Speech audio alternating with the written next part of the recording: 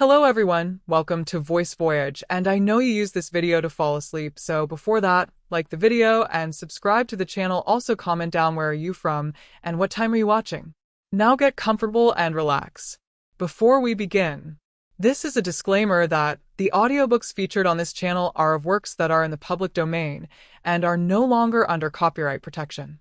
This means the content is free to be used, shared, and distributed. We strive to ensure all materials are properly verified as public domain works. However, if you believe we've mistakenly included copyrighted content, please contact us immediately for removal. This content is provided for educational and entertainment purposes only. We do not claim ownership over any of the texts and aim to make these timeless works more accessible through audio format. Thank you for listening and supporting the preservation of classic literature. Northanger Abbey by Jane Austen. Chapter 16.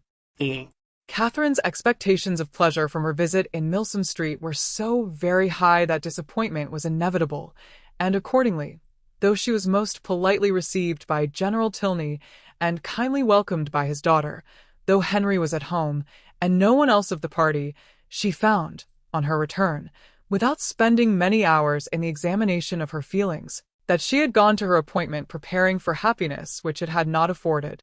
Instead of finding herself improved in acquaintance with Miss Tilney from the intercourse of the day, she seemed hardly so intimate with her as before. Instead of seeing Henry Tilney to greater advantage than ever in the ease of a family party, he had never said so little, nor been so little agreeable, and, in spite of their father's great civilities to her, in spite of his thanks, invitations, and compliments, it had been a release to get away from him. It puzzled her to account for all this. It could not be General Tilney's fault. That he was perfectly agreeable and good-natured, and altogether a very charming man, did not admit of a doubt, for he was tall and handsome, and Henry's father. He could not be accountable for his children's want of spirits, or for her want of enjoyment in his company. The former she hoped at last might have been accidental, and the latter she could only attribute to her own stupidity. Isabella, on hearing the particulars of the visit, gave a different explanation. It was all pride, insufferable haughtiness and pride. She had long suspected the family to be very high, and this made it certain. Such insolence of behavior as Miss Tilney's she had never heard of in her life. Not to do the honors of her house with common good breeding, to behave to her guest with such superciliousness, hardly even to speak to her. But it was not so bad as that, Isabella. There was no superciliousness. She was very civil. Oh, don't defend her. And then the brother, he, who had appeared so attached to you. Good heavens! Well, some people's feelings are incomprehensible, and so he hardly looked once at you the whole day. I do not say so, but he did not seem in good spirits. How contemptible! Of all things in the world, inconstancy is my aversion. Let me entreat you never to think of him again, my dear Catherine. Indeed, he is unworthy of you. Unworthy. I do not suppose he ever thinks of me. That is exactly what I say. He never thinks of you. Such fickleness. Oh, how different to your brother and to mine. I really believe John has the most constant heart. But as for General Tilney, I assure you it would be impossible for anybody to behave to me with greater civility and attention. It seemed to be his only care to entertain and make me happy. Oh, I know no harm of him. I do not suspect him of pride. I believe he is a very gentlemanlike man. John thinks very well of him, and John's judgment. Well, I shall see how they behave to me this evening. We shall meet them at the rooms. And must I go? Do not you intend it? I thought it was all settled. Nay, since you make such a point of it, I can refuse you nothing. But do not insist upon my being very agreeable, for my heart, you know, will be some 40 miles off. And as for dancing, do not mention it, I beg. That is quite out of the question. Charles Hodges will plague me to death, I dare say, but I shall cut him very short. 10 to 1, but he guesses the reason, and that is exactly what I want to avoid, so I shall insist on his keeping his conjecture to himself. Isabella's opinion of the Tilneys did not influence her friend. She was sure there had been no insolence in the manners either of brother or sister, and she did not credit there being any pride in their hearts. The evening rewarded her confidence. She was met by one with the same kindness, and by the other with the same attention, as heretofore. Miss Tilney took pains to be near her, and Henry asked her to dance. Having heard the day before in Milsom Street that their elder brother, Captain Tilney, was expected almost every hour, she was at no loss for the name of a very fashionable-looking, handsome young man, whom she had never seen before, and who now evidently belonged to their party. She looked at him with great admiration, and even supposed it possible that some people might think him handsomer than his brother, though, in her eyes, his air was more assuming, and his countenance less prepossessing. His taste and manners were beyond a doubt decidedly inferior, for, within her hearing, he not only protested against every thought of dancing himself, but even laughed openly at Henry for finding it possible. From the latter circumstance it may be presumed that, whatever might be our heroine's opinion of him, his admiration of her was not of a very dangerous kind, not likely to produce animosities between the brothers, nor persecutions to the lady. He cannot be the instigator of the 3 villains in horsemen's greatcoats, by whom she will hereafter be forced into a travelling chaise and 4, which will drive off with incredible speed. Catherine, meanwhile, undisturbed by presentiments of such an evil, or of any evil at all, except that of having but a short set to dance down, enjoyed her usual happiness with Henry Tilney, listening with sparkling eyes to everything he said, and, in finding him irresistible, becoming so herself. At the end of the first dance, Captain Tilney came towards them again, and, much to Catherine's dissatisfaction, pulled his brother away. They retired whispering together, and, though her delicate sensibility did not take immediate alarm, and lay it down as fact, that Captain Tilney must have heard some malevolent misrepresentation of her, which he now hastened to communicate to his brother, in the hope of separating them forever, she could not have her partner conveyed from her sight without very uneasy sensations. Her suspense was of full 5 minutes' duration, and she was beginning to think it a very long quarter of an hour, when they both returned, and an explanation was given, by Henry's requesting to know, if she thought her friend, Miss Thorpe, would have any objection to dancing, as his brother would be most happy to be introduced to her. Catherine, without hesitation, replied that she was very sure Miss Thorpe did not mean to dance at all. The cruel reply was passed on to the other, and he immediately walked away. "Your brother will not mind it, I know," said she, "because I heard him say before that he hated dancing, but it was very good-natured in him to think of it. I suppose he saw Isabella sitting down, and fancied she might wish for a partner, but he is quite mistaken, for she would not dance upon any account in the world." Henry smiled, and said, "How very little trouble it can give you to understand the motive of other people's actions." Why? "What do you mean?" "With you it is not. How is such a one likely to be influenced? What is the inducement most likely to act upon such a person's feelings, age, situation, and probable habits of life considered? But how should I be influenced? What would be my inducement in acting so and so?" "I do not understand you." "Then we are on very unequal terms, for I understand you perfectly well." "Me? Yes, I cannot speak well enough to be unintelligible." "Bravo! An excellent satire on modern language. But pray tell me what you mean." "With you it is not. How is such a one likely to be influenced? What is the inducement most likely to act upon such a person's feelings, age, situation, and probable habits of life considered? But how should I be influenced? What would be my inducement in acting so and so?" "I do not understand you." "Then we are on very unequal terms, for I understand you perfectly well." "Me? Yes, I cannot speak well enough to be unintelligible." "Bravo!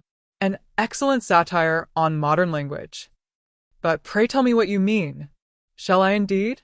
Do you really desire it? But you are not aware of the consequences. It will involve you in a very cruel embarrassment, and certainly bring on a disagreement between us." "No, no, it shall not do either. I am not afraid."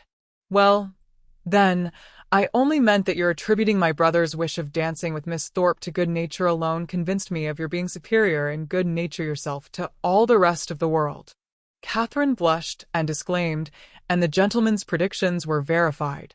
There was a something, however, in his words which repaid her for the pain of confusion, and that something occupied her mind so much that she drew back for some time, forgetting to speak or to listen, and almost forgetting where she was, till, roused by the voice of Isabella, she looked up and saw her with Captain Tilney preparing to give them hands across. Isabella shrugged her shoulders and smiled, the only explanation of this extraordinary change which could at that time be given, but as it was not quite enough for Catherine's comprehension, she spoke her astonishment in very plain terms to her partner. "I cannot think how it could happen." Isabella was so determined not to dance. And did Isabella never change her mind before? "Oh, but because, and your brother, after what you told him from me, how could he think of going to ask her? I cannot take surprise to myself on that head. You bid me be surprised on your friend's account, and therefore I am. But as for my brother, his conduct in the business, I must own, has been no more than I believed him perfectly equal to. The fairness of your friend was an open attraction. Her firmness, you know, could only be understood by yourself. You are laughing, but I assure you, Isabella is very firm in general. It is as much as should be said of anyone. To be always firm must be to be often obstinate. When properly to relax is the trial of judgment, and, without reference to my brother, I really think Miss Thorpe has by no means chosen ill in fixing on the present hour." The friends were not able to get together for any confidential discourse till all the dancing was over, but then, as they walked about the room arm in arm, Isabella thus explained herself: "I do not wonder at your surprise, and I am really fatigued to death. He is such a rattle. Amusing enough, if my mind had been disengaged, but I would have given the world to sit still." "Then why did not you?" "Oh, my dear, it would have looked so particular, and you know how I abhor doing that. I refused him as long as I possibly could, but he would take no denial. You have no idea how he pressed me. I begged him to excuse me and get some other partner, but no, not he. After aspiring to my hand, there was nobody else in the room he could bear to think of, and it was not that he wanted merely to dance, he wanted to be with me." "Oh, such nonsense." I told him he had taken a very unlikely way to prevail upon me, for, of all things in the world, I hated fine speeches and compliments, and so then I found there would be no peace if I did not stand up. Besides, I thought Mrs. Hughes, who introduced him, might take it ill if I did not, and your dear brother, I am sure he would have been miserable if I had sat down the whole evening. I am so glad it is over. My spirits are quite jaded with listening to his nonsense. And then, being such a smart young fellow, I saw every eye was upon us. He is very handsome indeed. Handsome? Yes, I suppose he may. I dare say people would admire him in general, but he is not at all in my style of beauty. I hate a florid complexion and dark eyes in a man. However, he is very well. Amazingly conceited, I am sure. I took him down several times, in my way. When the young ladies next met, they had a far more interesting subject to discuss. James Morland's second letter was then received, and the kind intentions of his father fully explained. A living, of which Mr. Morland was himself patron and incumbent, of about £400 yearly value, was to be resigned to his son as soon as he should be old enough to take it. No trifling deduction from the family income, no niggardly assignment to one of 10 children. And estate of at least equal value, moreover, was assured as his future inheritance. James expressed himself on the occasion with becoming gratitude, and the necessity of waiting between 2 and 3 years before they could marry being, however unwelcome, no more than he had expected, was borne by him without discontent. Catherine, whose expectations had been as unfixed as her ideas of her father's income, and whose judgment was now entirely led by her brother, felt equally well satisfied, and heartily congratulated Isabella on having everything so pleasantly settled. "It is very charming indeed," said Isabella, with a grave face.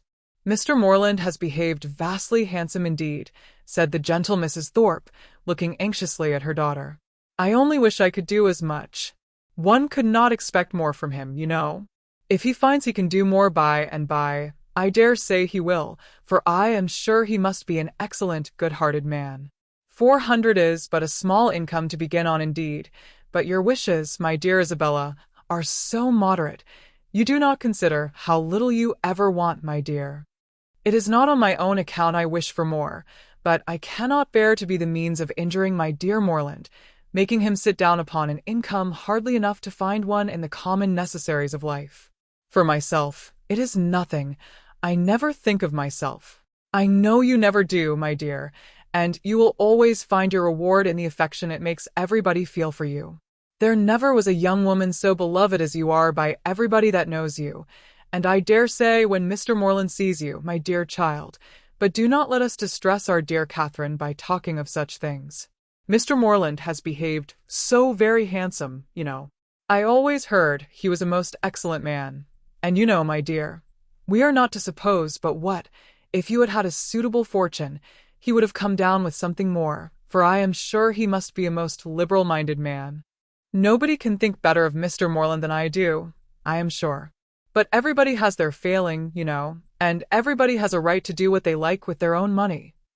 Catherine was hurt by these insinuations. I am very sure, said she, that my father has promised to do as much as he can afford. Isabella recollected herself. As to that, my sweet Catherine, there cannot be a doubt, and you know me well enough to be sure that a much smaller income would satisfy me. It is not the want of more money that makes me just at present a little out of spirits. I hate money, and if our union could take place now upon only £50 a year, I should not have a wish unsatisfied. Ah, my Catherine, you have found me out. There's the sting. The long, endless 2 years and a half that are to pass before your brother can hold the living. Chapter 17. The Allens had now entered on the 6th week of their stay in Bath, and whether it should be the last was for some time a question, to which Catherine listened with a beating heart. To have her acquaintance with the Tilneys end so soon was an evil which nothing could counterbalance. Her whole happiness seemed at stake, while the affair was in suspense, and everything secured when it was determined that the lodgings should be taken for another fortnight. What this additional fortnight was to produce to her beyond the pleasure of sometimes seeing Henry Tilney made but a small part of Catherine's speculation. Once or twice indeed, since James's engagement had taught her what could be done, she had got so far as to indulge in a secret, perhaps, but in general the felicity of being with him for the present bounded her views. The present was now comprised in another 3 weeks, and her happiness being certain for that period, the rest of her life was at such a distance as to excite but little interest. In the course of the morning which saw this business arranged, she visited Miss Tilney and poured forth her joyful feelings. It was doomed to be a day of trial. No sooner had she expressed her delight in Mr. Allen's lengthened stay than Miss Tilney told her of her father's having just determined upon quitting Bath by the end of another week. Here was a blow. The past suspense of the morning had been ease and quiet to the present disappointment. Catherine's countenance fell, and in a voice of most sincere concern she echoed Miss Tilney's concluding words, "By the end of another week." Yes, my father can seldom be prevailed on to give the waters what I think a fair trial. He has been disappointed of some friend's arrival whom he expected to meet here, and as he is now pretty well, is in a hurry to get home. I am very sorry for it, said Catherine dejectedly. If I had known this before— Perhaps, said Miss Tilney in an embarrassed manner, you would be so good. It would make me very happy if— The entrance of her father put a stop to the civility, which Catherine was beginning to hope might introduce a desire of their corresponding. After addressing her with his usual politeness, he turned to his daughter and said, "Well, Eleanor, may I congratulate you on being successful in your application to your fair friend? I was just beginning to make the request, sir, as you came in." "Well, proceed by all means. I know how much your heart is in it. My daughter, Miss Morland," he continued, without leaving his daughter time to speak, "has been forming a very bold wish. We leave Bath, as she has perhaps told you, on Saturday se'nnight. A letter from my steward tells me that my presence is wanted at home, and being disappointed in my hope of seeing the Marquis of Longtown and General Courtenay here, some of my very old friends, there is nothing to detain me longer in Bath. And could we carry our selfish point with you, we should leave it without a single regret. Can you, in short, be prevailed on to quit this scene of public triumph and oblige your friend Eleanor with your company in Gloucestershire? I am almost ashamed to make the request, though its presumption would certainly appear greater to every creature in Bath than yourself. Modesty such as yours, but not for the world would I paint it by open praise. If you can be induced to honor us with a visit, you will make us happy beyond expression. 'Tis true, we can offer you nothing like the gaieties of this lively place. We can tempt you neither by amusement nor splendor, for our mode of living, as you see, is plain and unpretending, yet no endeavor shall be wanting on our side to make Northanger Abbey not wholly disagreeable. Northanger Abbey. These were thrilling words, and wound up Catherine's feelings to the highest point of ecstasy. Her grateful and gratified heart could hardly restrain its expressions within the language of tolerable calmness. To receive so flattering an invitation, to have her company so warmly solicited, everything honorable and soothing, every present enjoyment, and every future hope was contained in it, and her acceptance, with only the saving clause of Papa and Mamma's approbation, was eagerly given.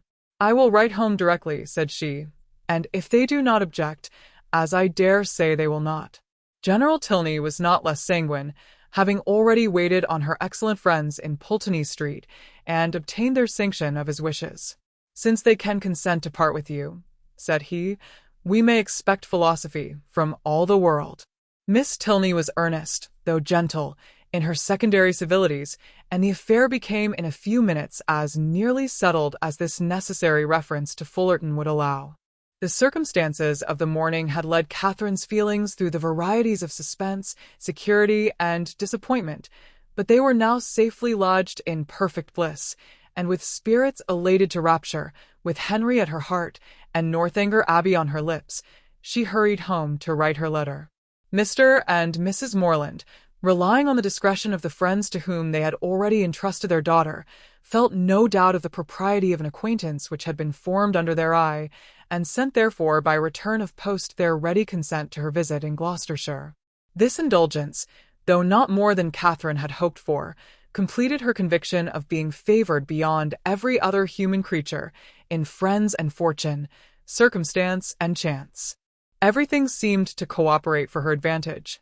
By the kindness of her first friends, the Allens, she had been introduced into scenes where pleasures of every kind had met her. Her feelings, her preferences, had each known the happiness of a return. Wherever she felt attachment, she had been able to create it. The affection of Isabella was to be secured to her in a sister. The Tilneys, they by whom, above all, she desired to be favourably thought of, outstripped even her wishes in the flattering measures by which their intimacy was to be continued. She was to be their chosen visitor. She was to be for weeks under the same roof with the person whose society she mostly prized, and in addition to all the rest, this roof was to be the roof of an abbey. Her passion for ancient edifices was next in degree to her passion for Henry Tilney, and castles and abbeys made usually the charm of those reveries which his image did not fill. To see and explore either the ramparts and keep of the one, or the cloisters of the other, had been for many weeks a darling wish, though to be more than the visitor of an hour had seemed too nearly impossible for desire. And yet this was to happen. With all the chances against her of house, hall, place, park, court, and cottage, Northanger turned up an abbey, and she was to be its inhabitant. Its long, damp passages, its narrow cells and ruined chapel, were to be within her daily reach, and she could not entirely subdue the hope of some traditional legends, some awful memorials of an injured and ill-fated nun. It was wonderful that her friends should seem so little elated by the possession of such a home, that the consciousness of it should be so meekly borne. The power of early habit only could account for it. A distinction to which they had been born gave no pride. Their superiority of abode was no more to them than their superiority of person. Many were the inquiries she was eager to make of Miss Tilney, but so active were her thoughts that when these inquiries were answered, she was hardly more assured than before of Northanger Abbey having been a richly endowed convent at the time of the Reformation, of its having fallen into the hands of an ancestor of the Tilneys on its dissolution, of a large portion of the ancient buildings still making a part of the present dwelling although the rest was decayed, or of its standing low in a valley, sheltered from the north and east by rising woods of oak. Chapter 18. With a mind thus full of happiness, Catherine was hardly aware that 2 or 3 days had passed away without her seeing Isabella for more than a few minutes together. She began first to be sensible of this, and to sigh for her conversation, as she walked along the pump room one morning, by Mrs. Allen's side, without anything to say or to hear, and scarcely had she felt a 5 minutes' longing of friendship before the object of it appeared, and inviting her to a secret conference, led the way to a seat.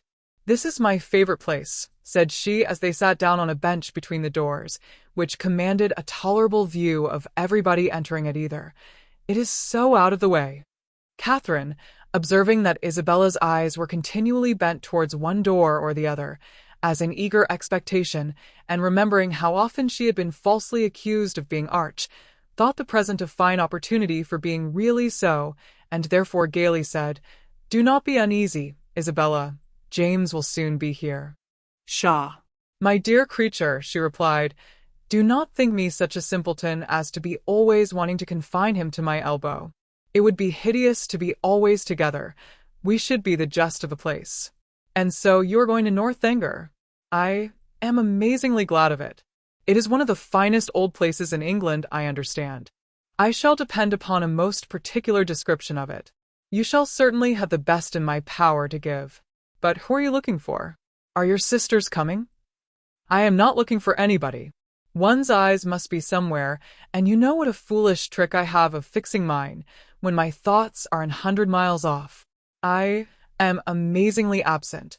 I believe I am the most absent creature in the world. Tilney says it is always the case with minds of a certain stamp. But I thought, Isabella, you had something in particular to tell me?" "Oh yes, and so I have. But here is a proof of what I was saying. My poor head, I had quite forgot it. Well, the thing is this, I have just had a letter from John. You can guess the contents." "No, indeed, I cannot." "My sweet love, do not be so abominably affected. What can he write about but yourself? You know he is over head and ears in love with you." "With me, dear Isabella? Nay, my sweetest Catherine, this is being quite absurd. Modesty and all that is very well in its way, but really a little common honesty is sometimes quite as becoming. I have no idea of being so overstrained. It is fishing for compliments. His attentions were such as a child must have noticed. And it was but half an hour before he left Bath that you gave him the most positive encouragement. He says so in this letter, says that he is good as made you an offer, and that you received his advances in the kindest way, and now he wants me to urge his suit, and say all manner of pretty things to you. So it is in vain to affect ignorance." Catherine, with all the earnestness of truth, expressed her astonishment at such a charge, protesting her innocence of every thought of Mr. Thorpe's being in love with her, and the consequent impossibility of her having ever intended to encourage him. As to any attentions on his side, I do declare, upon my honour, I never was sensible of them for a moment, except just as asking me to dance the first day of his coming. And as to making me an offer, or anything like it, there must be some unaccountable mistake. I could not have misunderstood a thing of that kind, you know. And, as I ever wish to be believed, I solemnly protest that no syllable of such a nature ever passed between us. The last half hour before he went away. It must be all and completely a mistake, for I did not see him once that whole morning. But that you certainly did, for you spent the whole morning in Edgar's Buildings. It was the day your father's consent came, and I am pretty sure that you and John were alone in the parlour some time before you left the house." "Are you? Well, if you say it, it was so, I dare say, but for the life of me, I cannot recollect it. I do remember now being with you, and seeing him as well as the rest, but that we were ever alone for 5 minutes. However, it is not worth arguing about, for whatever might pass on his side, you must be convinced, by my having no recollection of it, that I never thought, nor expected, nor wished for anything of the kind from him. I am excessively concerned that he should have any regard for me, but indeed it has been quite unintentional on my side. I never had the smallest idea of it. Pray undeceive him as soon as you can, and tell him I beg his pardon. That is, I do not know what I ought to say, but make him understand what I mean, in the properest way. I would not speak disrespectfully of a brother of yours, Isabella, I am sure, but you know very well that if I could think of one man more than another, he is not the person. Isabella was silent. My dear friend, you must not be angry with me. I cannot suppose your brother cares so very much about me. And, you know, we shall still be sisters. Yes, yes, with a blush. There are more ways than one of our being sisters. But where am I wandering to? Well, my dear Catherine, the case seems to be that you are determined against poor John. Is not it so? I certainly cannot return his affection, and as certainly never meant to encourage it. Since that is the case, I am sure I shall not tease you any further. John desired me to speak to you on the subject, and therefore I have. But I confess, as soon as I read his letter, I thought it a very foolish, imprudent business, and not likely to promote the good of either. For what were you to live upon, supposing you came together? You have both of you something, to be sure, but it is not a trifle that will support a family nowadays, and after all that romancers may say, there is no doing without money. I only wonder John could think of it. He could not have received my last. You do acquit me, then, of anything wrong.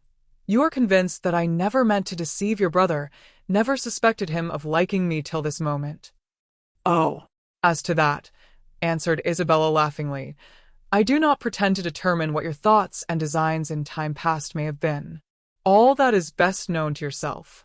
A little harmless flirtation or so will occur, and one is often drawn on to give more encouragement than one wishes to stand by. But you may be assured that I am the last person in the world to judge you severely. All those things should be allowed for in youth and high spirits. What one means one day, one may not mean the next. Circumstances change. Opinions alter. But my opinion of your brother never did alter. It was always the same. You are describing what never happened. My dearest Catherine, continued the other without at all listening to her, I would not for all the world be the means of hurrying you into an engagement before you knew what you were about. I do not think anything would justify me in wishing you to sacrifice all your happiness merely to oblige my brother, because he is my brother, and who perhaps after all, might be just as happy without you, for people seldom know what they would be at. Young men especially. They are so amazingly changeable and inconstant. What I say is, why should a brother's happiness be dearer to me than a friend's? I carry my notions of friendship pretty high. But, above all things, my dear Catherine, do not be in a hurry. Take my word for it, that if you are in too great a hurry, you will certainly live to repent it. Tilney says there is nothing people are so often deceived in as the state of their own affections, and I believe he is very right. Ah, here he comes. Never mind, he will not see us, I am sure. Catherine, looking up, perceived Captain Tilney, and Isabella, earnestly fixing her eye on him as she spoke, soon caught his notice. He approached immediately, and took the seat to which her movements invited him. His first address made Catherine start. Though spoken low, she could distinguish. What? Always to be watched, in person or by proxy. Pshaw, nonsense, was Isabella's answer in the same half-whisper. Why do you put such things into my head? If I could believe it, my spirit, is pretty independent. I wish your heart were independent. That would be enough for me. My heart, indeed. What can you have to do with hearts? You men have none of you any hearts. If we have not hearts, we have eyes, and they give us torment enough. Do they? I am sorry for it. I am sorry they find anything so disagreeable in me. I will look another way. I hope this pleases you, turning her back on him. I hope your eyes are not tormented now. Never more so, for the edge of a blooming cheek is still in view, at once too much and too little. Catherine heard all this, and quite out of countenance, could listen no longer. Amazed that Isabella could endure it, and jealous for her brother, She rose up, and saying she should join Mrs. Allen, proposed their walking. But for this Isabella showed no inclination. She was so amazingly tired, and it was so odious to parade about the pump room, and if she moved from her seat, she should miss her sisters. She was expecting her sisters every moment, so that her dearest Catherine must excuse her, and must sit quietly down again. But Catherine could be stubborn too, and Mrs. Allen just then coming up to propose their returning home, she joined her and walked out of the pump room, leaving Isabella still sitting with Captain Tilney. With much uneasiness did she thus leave them. It seemed to her that Captain Tilney was falling in love with Isabella, and Isabella unconsciously encouraging him. Unconsciously it must be, for Isabella's attachment to James was as certain and well acknowledged as her engagement. To doubt her truth or good intentions was impossible, and yet, during the whole of their conversation her manner had been odd. She wished Isabella had talked more like her usual self, and not so much about money, and had not looked so well pleased at the sight of Captain Tilney. How strange that she should not perceive his admiration. Catherine longed to give her a hint of it, to put her on her guard, and prevent all the pain which her too lively behavior might otherwise create both for him and her brother. The compliment of John Thorpe's affection did not make amends for this thoughtlessness in his sister. She was almost as far from believing as from wishing it to be sincere, for she had not forgotten that he could mistake, and his assertion of the offer and of her encouragement convinced her that his mistakes could sometimes be very egregious. In vanity, therefore, she gained but little. Her chief profit was in wonder. That he should think it worth his while to fancy himself in love with her was a matter of lively astonishment. Isabella talked of his attentions. She had never been sensible of any. But Isabella had said many things which she hoped had been spoken in haste, and would never be said again, and upon this she was glad to rest altogether for present ease and comfort. Chapter 19. A few days passed away, and Catherine, though not allowing herself to suspect her friend, could not help watching her closely. The result of her observations was not agreeable. Isabella seemed an altered creature. When she saw her, indeed, surrounded only by their immediate friends in Edgar's Buildings or Pulteney Street, her change of manners was so trifling that, had it gone no farther, it might have passed unnoticed. A something of languid indifference, or of that boasted absence of mind which Catherine had never heard of before, would occasionally come across her, but had nothing worse appeared, that might only have spread a new grace and inspired a warmer interest. But when Catherine saw her in public, admitting Captain Tilney's attentions as readily as they were offered, and allowing him almost an equal share with James in her notice and smiles, the alteration became too positive to be passed over. What could be meant by such unsteady conduct, what her friend could be at, was beyond her comprehension. Isabella could not be aware of the pain she was inflicting, but it was a degree of wilful thoughtlessness which Catherine could not but resent. James was the sufferer.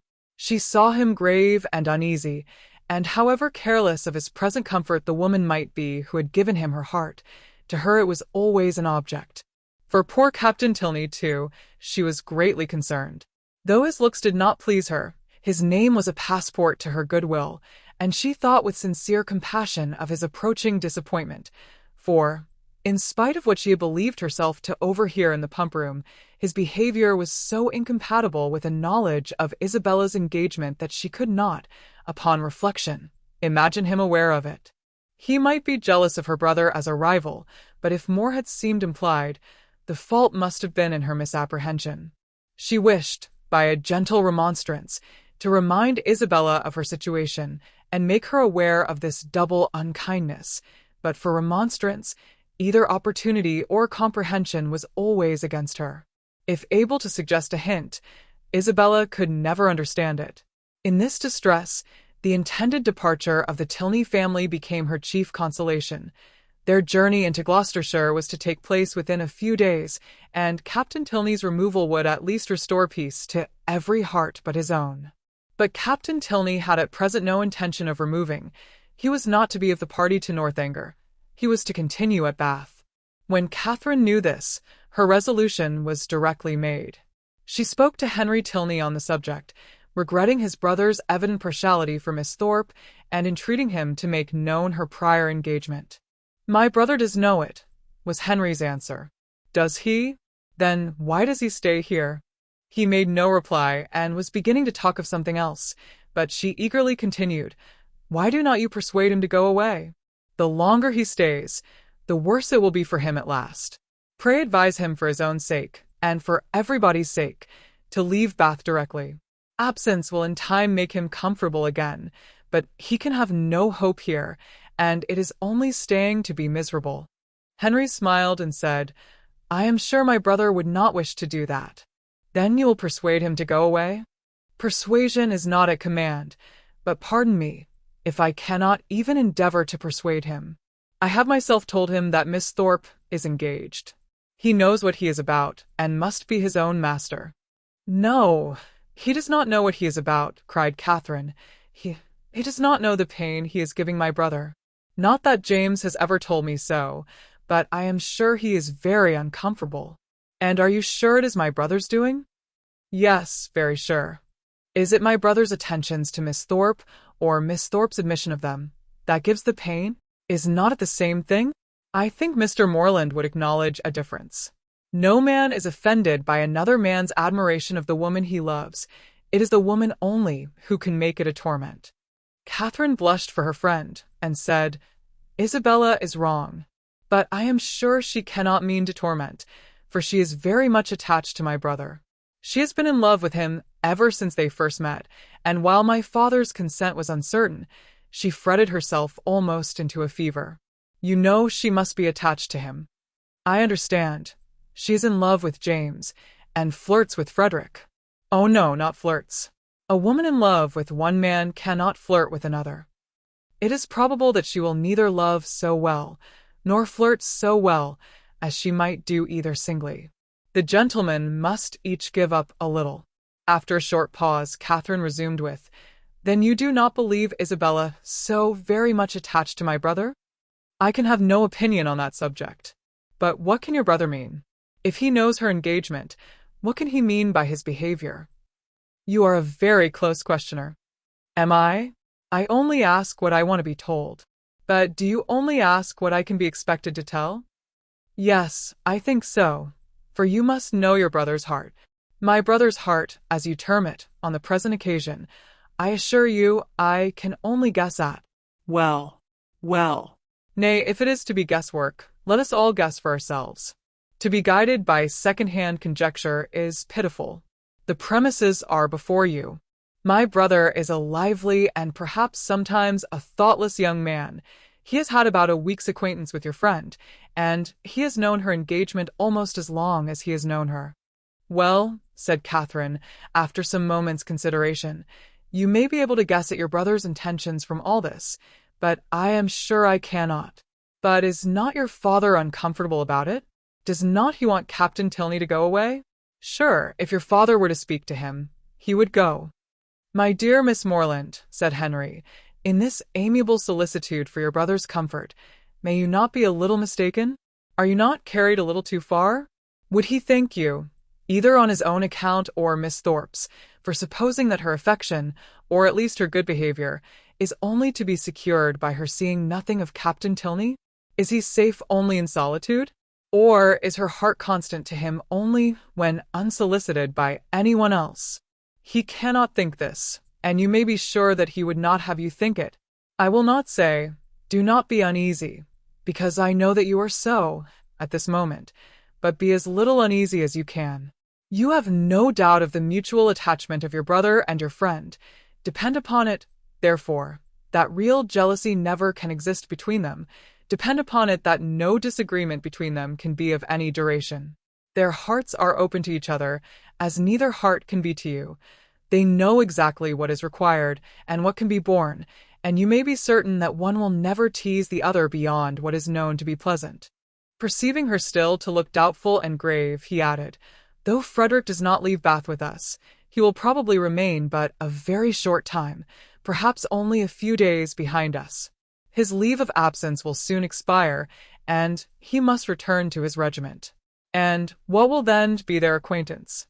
The mess room will drink Isabella Thorpe for a fortnight, and she will laugh with your brother over poor Tilney's passion for a month.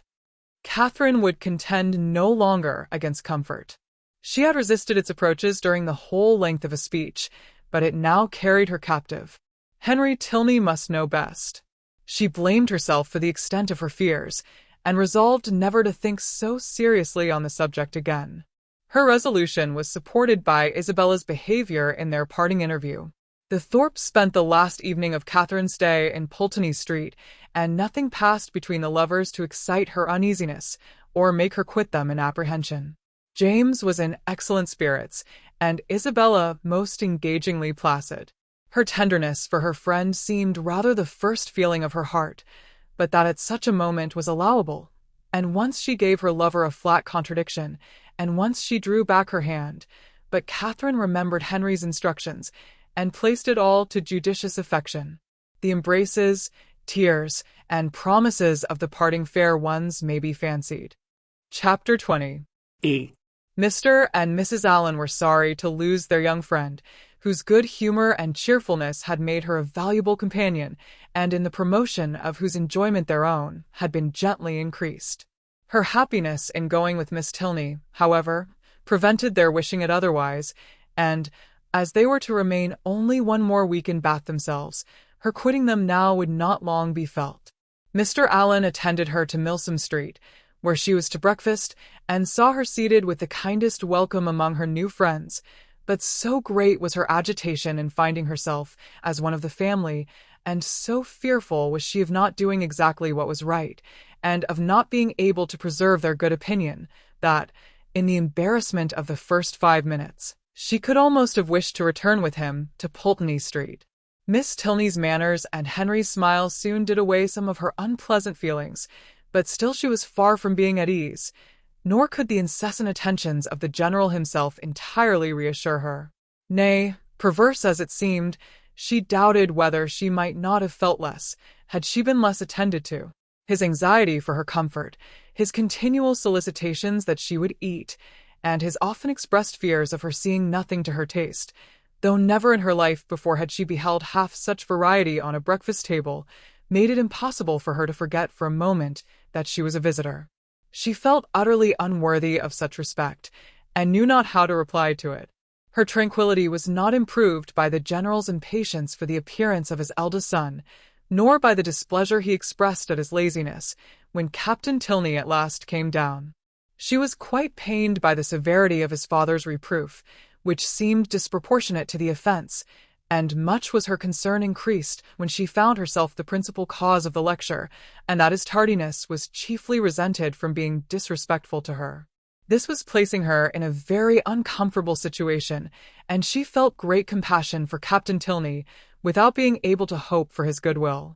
He listened to his father in silence, and attempted not any defence, which confirmed her in fearing that the inquietude of his mind, on Isabella's account, might, by keeping him long sleepless, have been the real cause of his rising late. It was the first time of her being decidedly in his company, and she had hoped to be now able to form her opinion of him, but she scarcely heard his voice while his father remained in the room, and even afterwards, so much were his spirits affected, she could distinguish nothing but these words, in a whisper to Eleanor, "How glad I shall be when you are all off." The bustle of going was not pleasant. The clock struck 10 while the trunks were carrying down, and the General had fixed to be out of Milsom Street by that hour. His greatcoat, instead of being brought for him to put on directly, was spread out in the cuckle in which he was to accompany his son. The middle seat of the chaise was not drawn out, though there were 3 people to go in it, and his daughter's maid had so crowded it with parcels that Miss Morland would not have room to sit, and so much was he influenced by this apprehension when he handed her in, that she had some difficulty in saving her own new writing-desk from being thrown out into the street. At last, however, the door was closed upon the 3 females, and they set off at the sober pace in which the handsome, highly fed 4 horses of a gentleman usually perform a journey of 30 miles. Such was the distance of Northanger from Bath, to be now divided into 2 equal stages.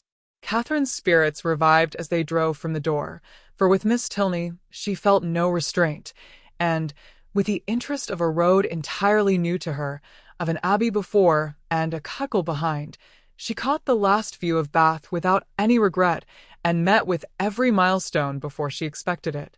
The tediousness of a 2 hours wait at Petty France, in which there was nothing to be done but to eat without being hungry and loiter about without anything to see, next followed, and her admiration of the style in which they travelled, of the fashionable chaise and four, postilions handsomely liveried, rising so regularly in their stirrups, and numerous outriders properly mounted, sunk a little under this consequent inconvenience. Had their party been perfectly agreeable, the delay would have been nothing, but General Tilney, though so charming a man, seemed always a check upon his children's spirits, and scarcely anything was said but by himself, the observation of which, with his discontent at whatever the inn afforded, and his angry impatience at the waiters, made Catherine grow every moment more in awe of him, and appeared to lengthen the 2 hours into 4. At last, however, the order of release was given, and much was Catherine then surprised by the general's proposal of her taking his place in his son's cuckle for the rest of the journey.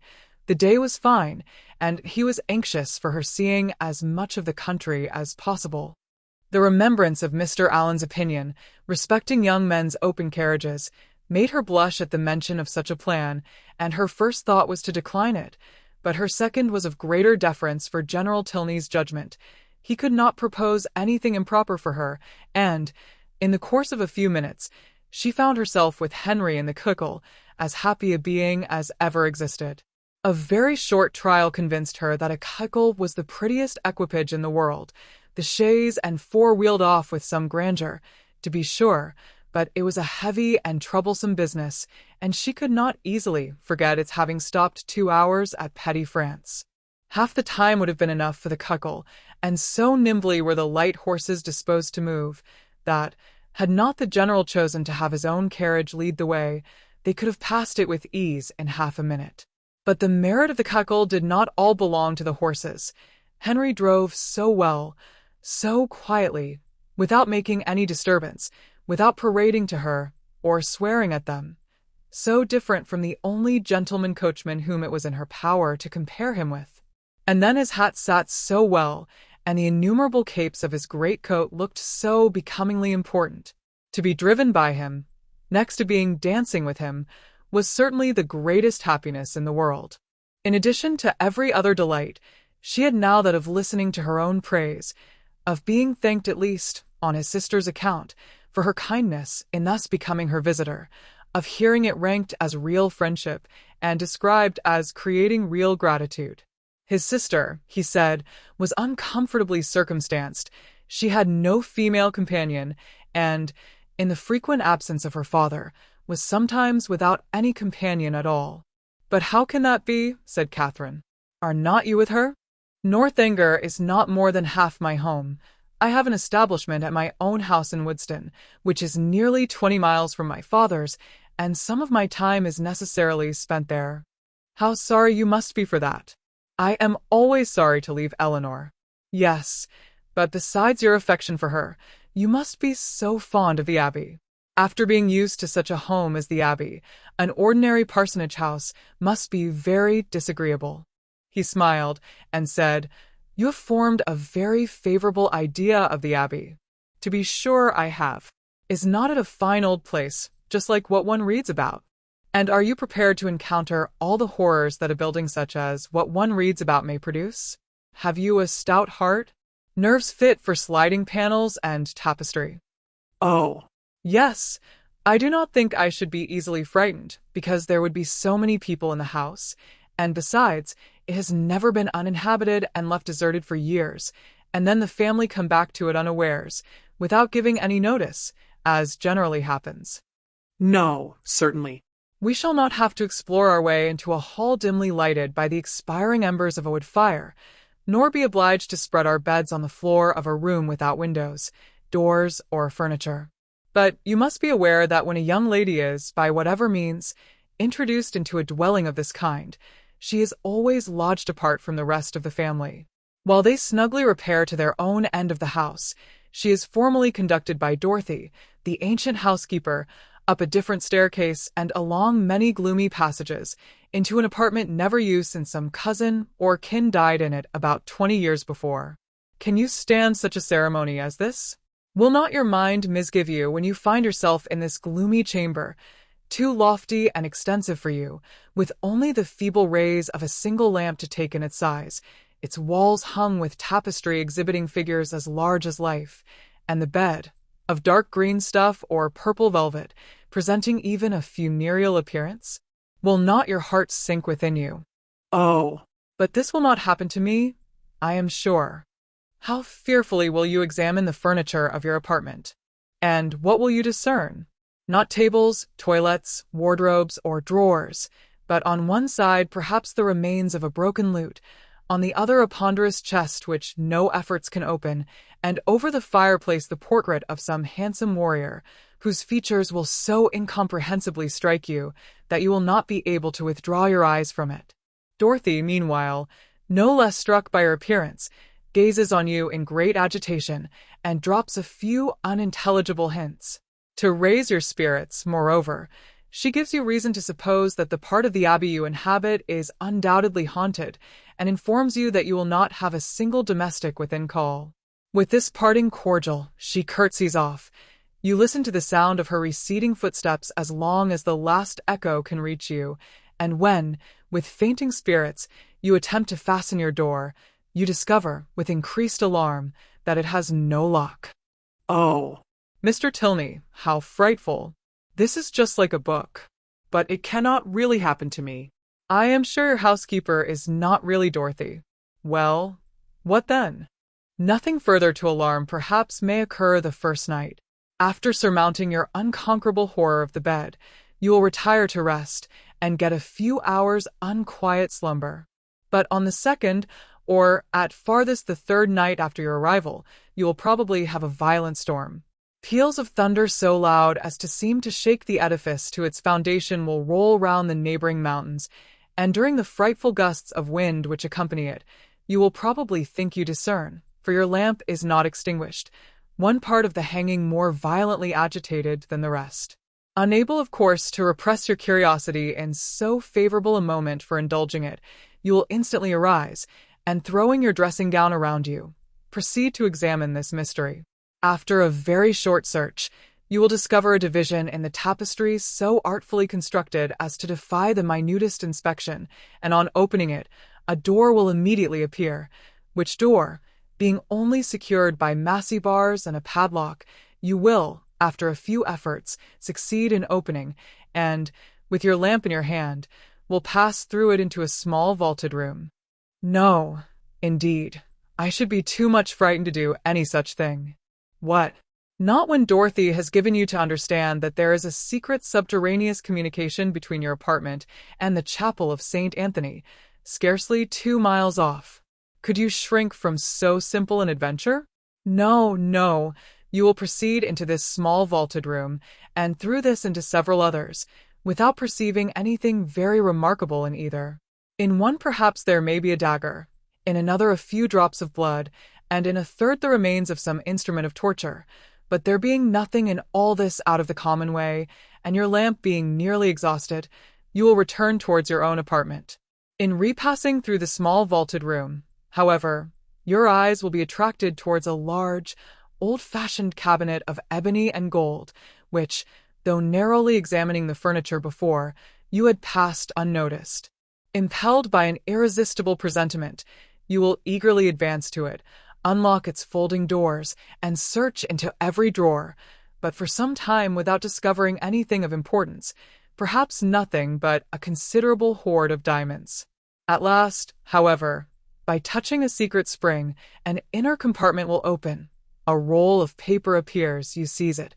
It contains many sheets of manuscript. You hasten with the precious treasure into your own chamber, but scarcely have you been able to decipher, O thou, whomsoever thou mayst be, into whose hands these memoirs of the wretched Matilda may fall, when your lamp suddenly expires in the socket, and leaves you in total darkness. Oh, no, no, do not say so.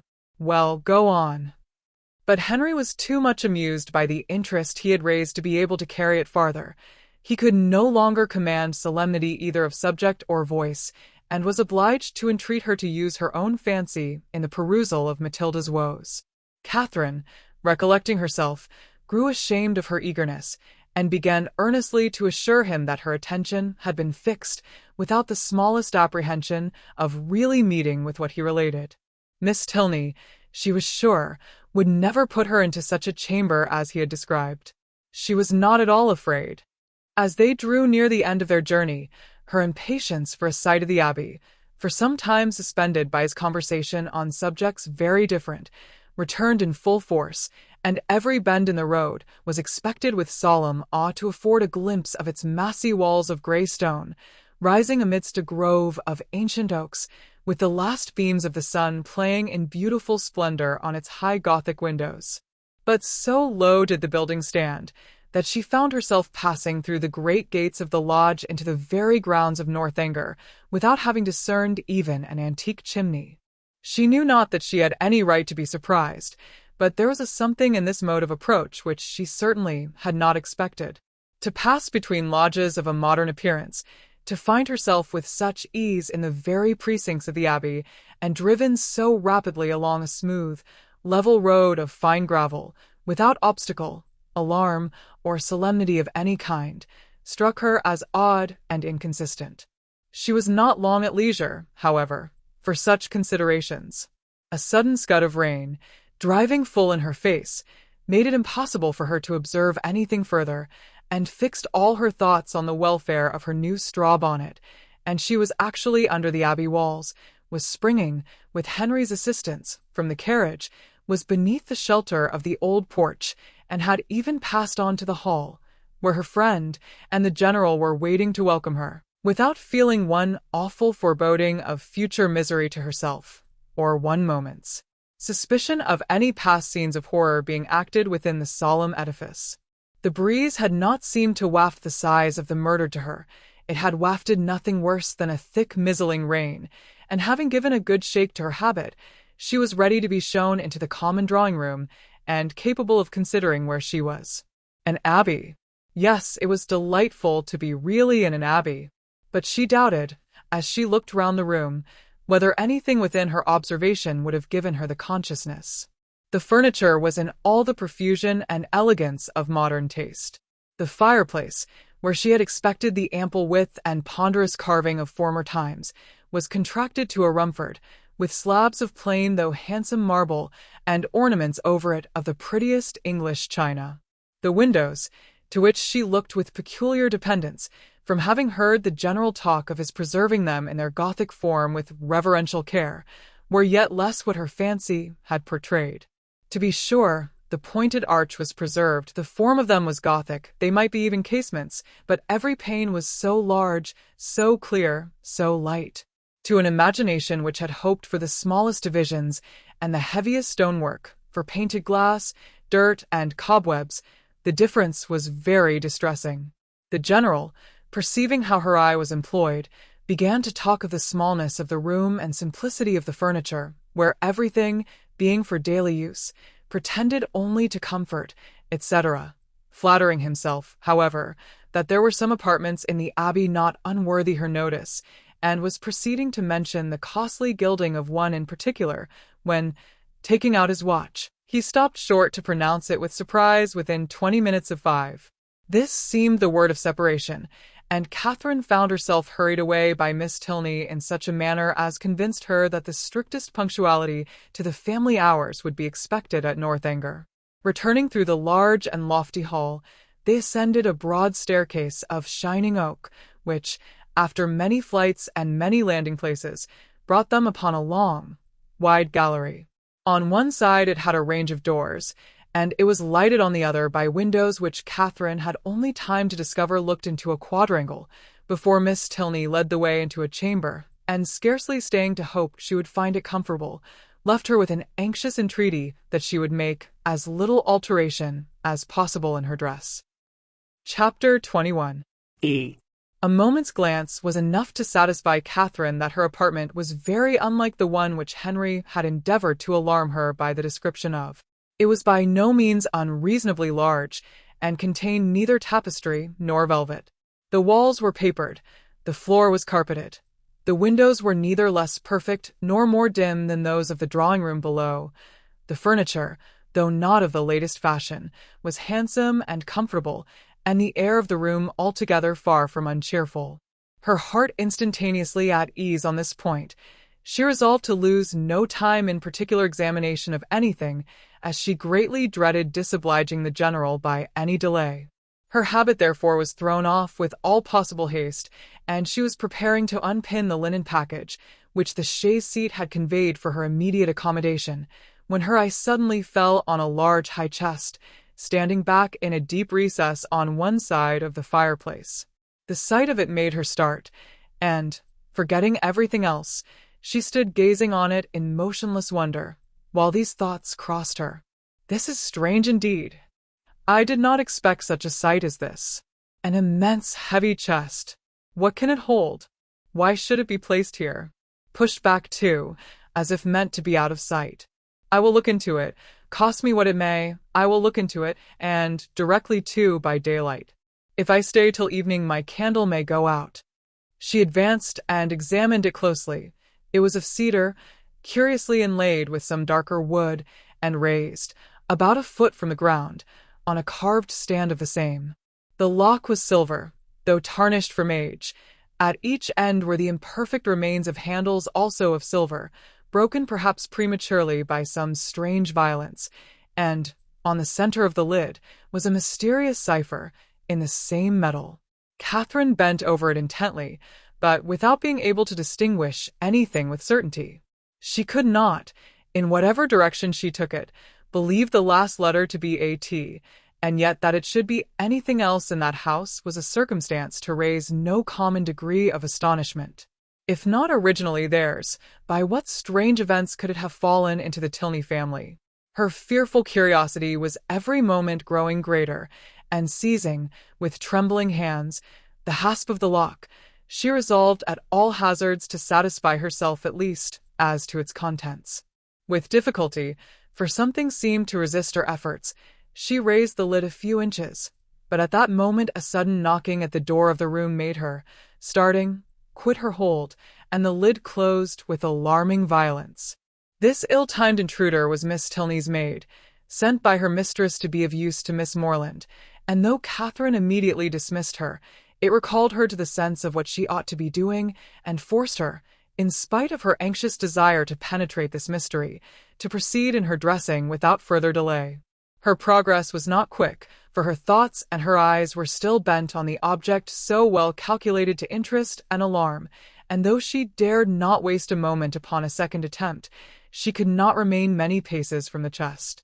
At length, however, having slipped one arm into her gown, her toilette seemed so nearly finished that the impatience of her curiosity might safely be indulged. One moment surely might be spared, and so desperate should be the exertion of her strength, that, unless secured by supernatural means, the lid in one moment should be thrown back.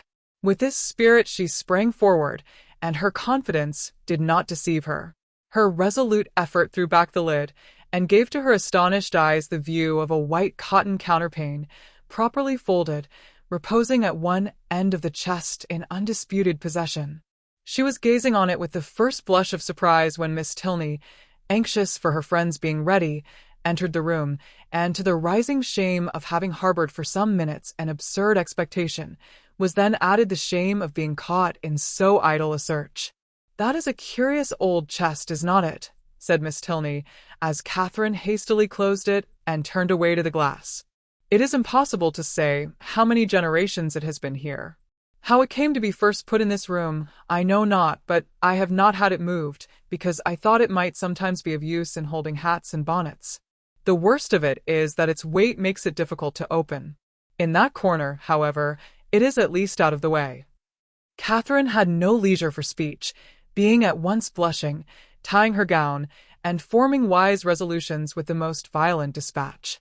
Miss Tilney gently hinted her fear of being late, and in half a minute they ran downstairs together, in an alarm not wholly unfounded, for General Tilney was pacing the drawing-room, his watch in his hand, and having, on the very instant of their entering, pulled the bell with violence, ordered dinner to be on table directly. Catherine trembled at the emphasis with which he spoke, and sat pale and breathless, in a most humble mood, concerned for his children, and detesting old chests, and the general, recovering his politeness as he looked at her, spent the rest of his time in scolding his daughter for so foolishly hurrying her fair friend, who was absolutely out of breath from haste, when there was not the least occasion for hurry in the world. But Catherine could not at all get over the double distress of having involved her friend in a lecture and been a great simpleton herself, till they were happily seated at the dinner table, when the general's complacent smiles, and a good appetite of her own, restored her to peace. The dining parlour was a noble room, suitable in its dimensions to a much larger drawing-room than the one in common use, and fitted up in a style of luxury and expense which was almost lost on the unpractised eye of Catherine, who saw little more than its spaciousness and the number of their attendants. Of the former, she spoke aloud her admiration, and the general, with a very gracious countenance, acknowledged that it was by no means an ill-sized room, and further confessed that, though as careless on such subjects as most people, he did look upon a tolerably large eating-room as one of the necessaries of life. He supposed, however, that she must have been used to much better-sized apartments at Mr. Allen's? No, indeed, was Catherine's honest assurance. Mr. Allen's dining parlour was not more than half as large, and she had never seen so large a room as this in her life. The general's good humour increased. Why, as he had such rooms, he thought it would be simple not to make use of them, but, upon his honour, he believed there might be more comfort in rooms of only half their size. Mr. Allen's house, he was sure, must be exactly of the true size for rational happiness. The evening passed without any further disturbance, and, in the occasional absence of General Tilney, with much positive cheerfulness. It was only in his presence that Catherine felt the smallest fatigue from her journey, and even then, even in moments of languor or restraint, a sense of general happiness preponderated, and she could think of her friends in Bath without one wish of being with them. The night was stormy. The wind had been rising at intervals the whole afternoon, and by the time the party broke up, it blew and rained violently. Catherine, as she crossed the hall, listened to the tempest with sensations of awe, and, when she heard it rage round a corner of the ancient building and close with sudden fury a distant door, felt for the first time that she was really in an abbey. Yes, these were characteristic sounds. They brought to her recollection a countless variety of dreadful situations and horrid scenes, which such buildings had witnessed and such storms ushered in, and most heartily did she rejoice in the happier circumstances attending her entrance within walls so solemn. She had nothing to dread from midnight assassins or drunken gallants. Henry had certainly been only in jest in what he had told her that morning. In a house so furnished and so guarded, she could have nothing to explore or to suffer, and might go to her bedroom as securely as if it had been her own chamber at Fullerton.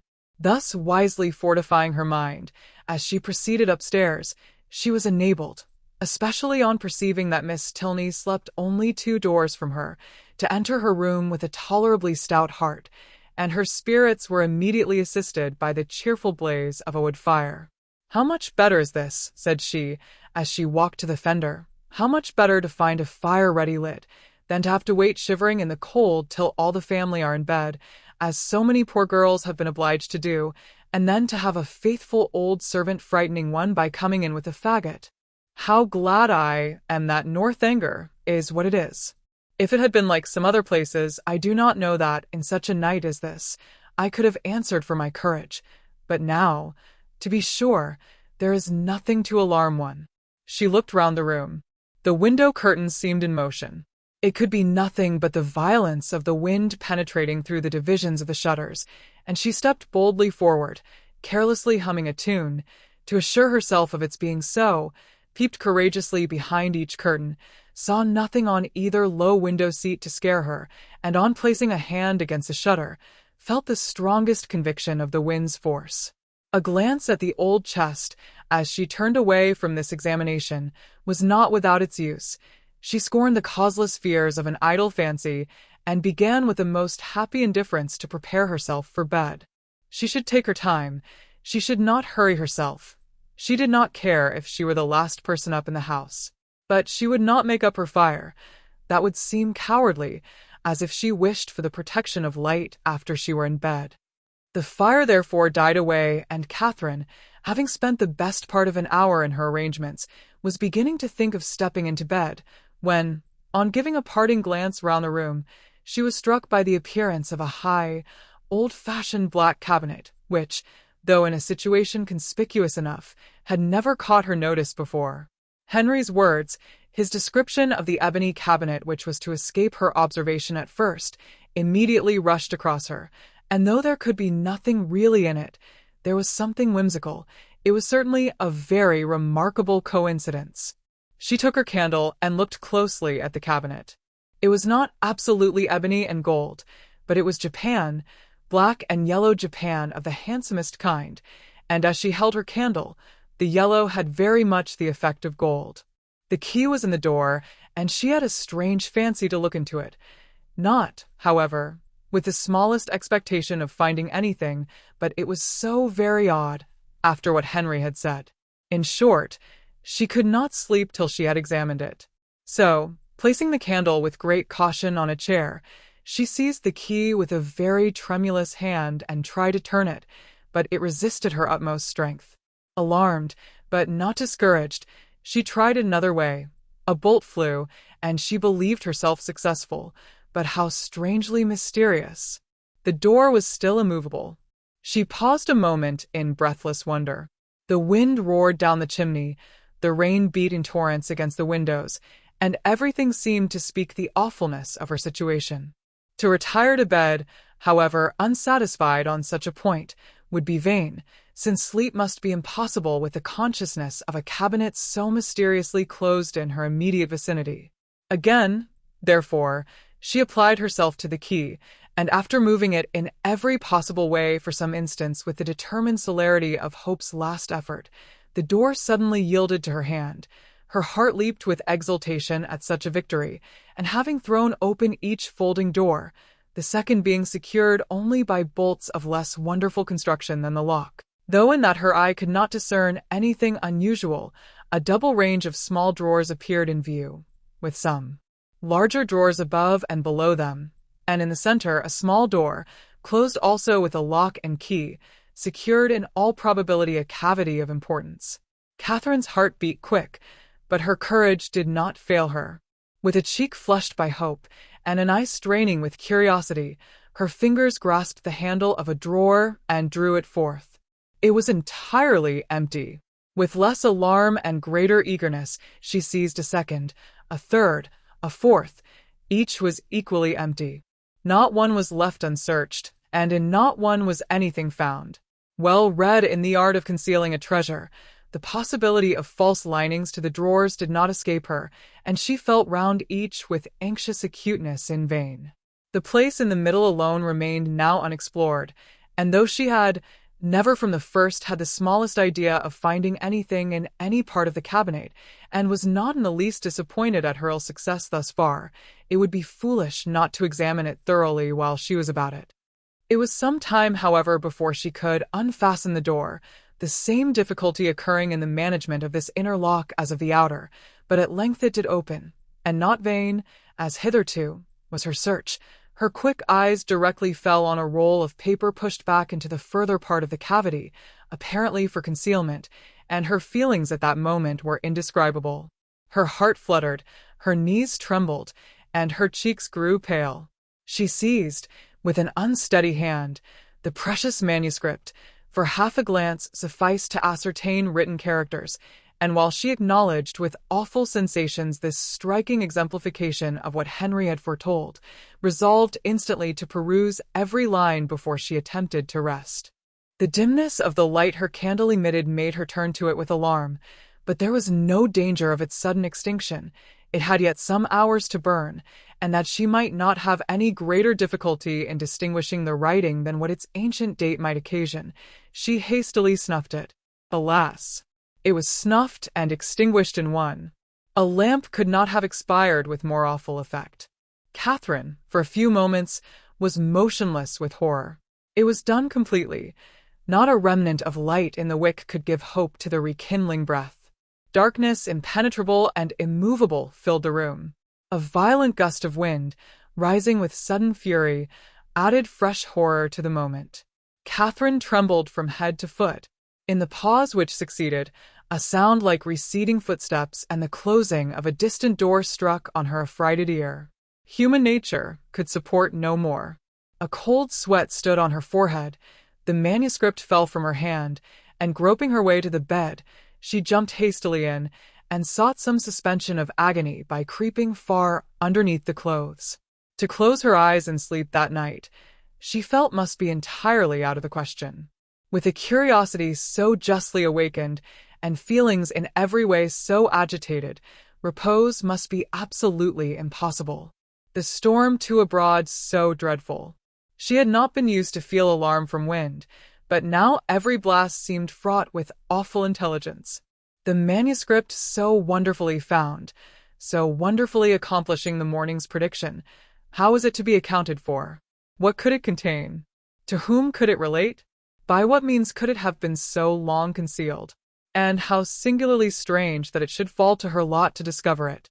Till she had made herself mistress of its contents, however, she could have neither repose nor comfort, and with the sun's first rays she was determined to peruse it. But many were the tedious hours which must yet intervene. She shuddered, tossed about in her bed, and envied every quiet sleeper. The storm still raged, and various were the noises, more terrific even than the wind, which struck at intervals on her startled ear. The very curtains of her bed seemed at one moment in motion, and at another the lock of her door was agitated, as if by the attempt of somebody to enter. Hollow murmurs seemed to creep along the gallery, and more than once her blood was chilled by the sound of distant moans. Hour after hour passed away, and the wearied Catherine had heard 3 proclaimed by all the clocks in the house before the tempest subsided or she unknowingly fell fast asleep. Chapter 22. The housemaid's folding back her window shutters at 8 o'clock the next day was the sound which first roused Catherine, and she opened her eyes, wondering that they could ever have been closed. On objects of cheerfulness, her fire was already burning, and a bright morning had succeeded the tempest of the night. Instantaneously, with the consciousness of existence, returned her recollection of the manuscript, and springing from the bed in the very moment of the maid's going away, she eagerly collected every scattered sheet which had burst from the roll on its falling to the ground, and flew back to enjoy the luxury of their perusal on her pillow. She now plainly saw that she must not expect a manuscript of equal length with the generality of what she had shuddered over in books, for the roll, seeming to consist entirely of small disjointed sheets, was altogether but of trifling size, and much less than she had supposed it to be at first. Her greedy eye glanced rapidly over a page. She started at its import. Could it be possible, or did not her senses play her false? An inventory of linen, in coarse and modern characters, seemed all that was before her. If the evidence of sight might be trusted, she held a washing bill in her hand. She seized another sheet and saw the same articles with little variation. A third, a fourth, and a fifth presented nothing new. Shirts, stockings, cravats, and waistcoats faced her in each. 2 others, penned by the same hand, marked an expenditure scarcely more interesting, in letters, hair powder, shoestring, and breeches ball. And the larger sheet, which had enclosed the rest, seemed by its first cramp line to poultice chestnut mare. A farrier's bill. Such was the collection of papers, left perhaps, as she could then suppose, by the negligence of a servant in the place whence she had taken them, which had filled her with expectation and alarm, and robbed her of half her night's rest. She felt humbled to the dust. Could not the adventure of the chest have taught her wisdom? A corner of it, catching her eye as she lay, seemed to rise up in judgment against her. Nothing could now be clearer than the absurdity of her recent fancies. To suppose that a manuscript of many generations back could have remained undiscovered in a room such as that, so modern, so habitable, or that she should be the first to possess the skill of unlocking a cabinet, the key of which was open to all. How could she have so imposed on herself? Heaven forbid that Henry Tilney should ever know her folly. And it was in a great measure his own doing, for had not the cabinet appeared so exactly to agree with his description of her adventures, she should never have felt the smallest curiosity about it. This was the only comfort that occurred. Impatient to get rid of those hateful evidences of her folly, those detestable papers then scattered over the bed, she rose directly, and folding them up as nearly as possible in the same shape as before, returned them to the same spot within the cabinet, with a very hearty wish that no untoward accident might ever bring them forward again, to disgrace her even with herself. Why the locks should have been so difficult to open, however, was still something remarkable, for she could now manage them with perfect ease.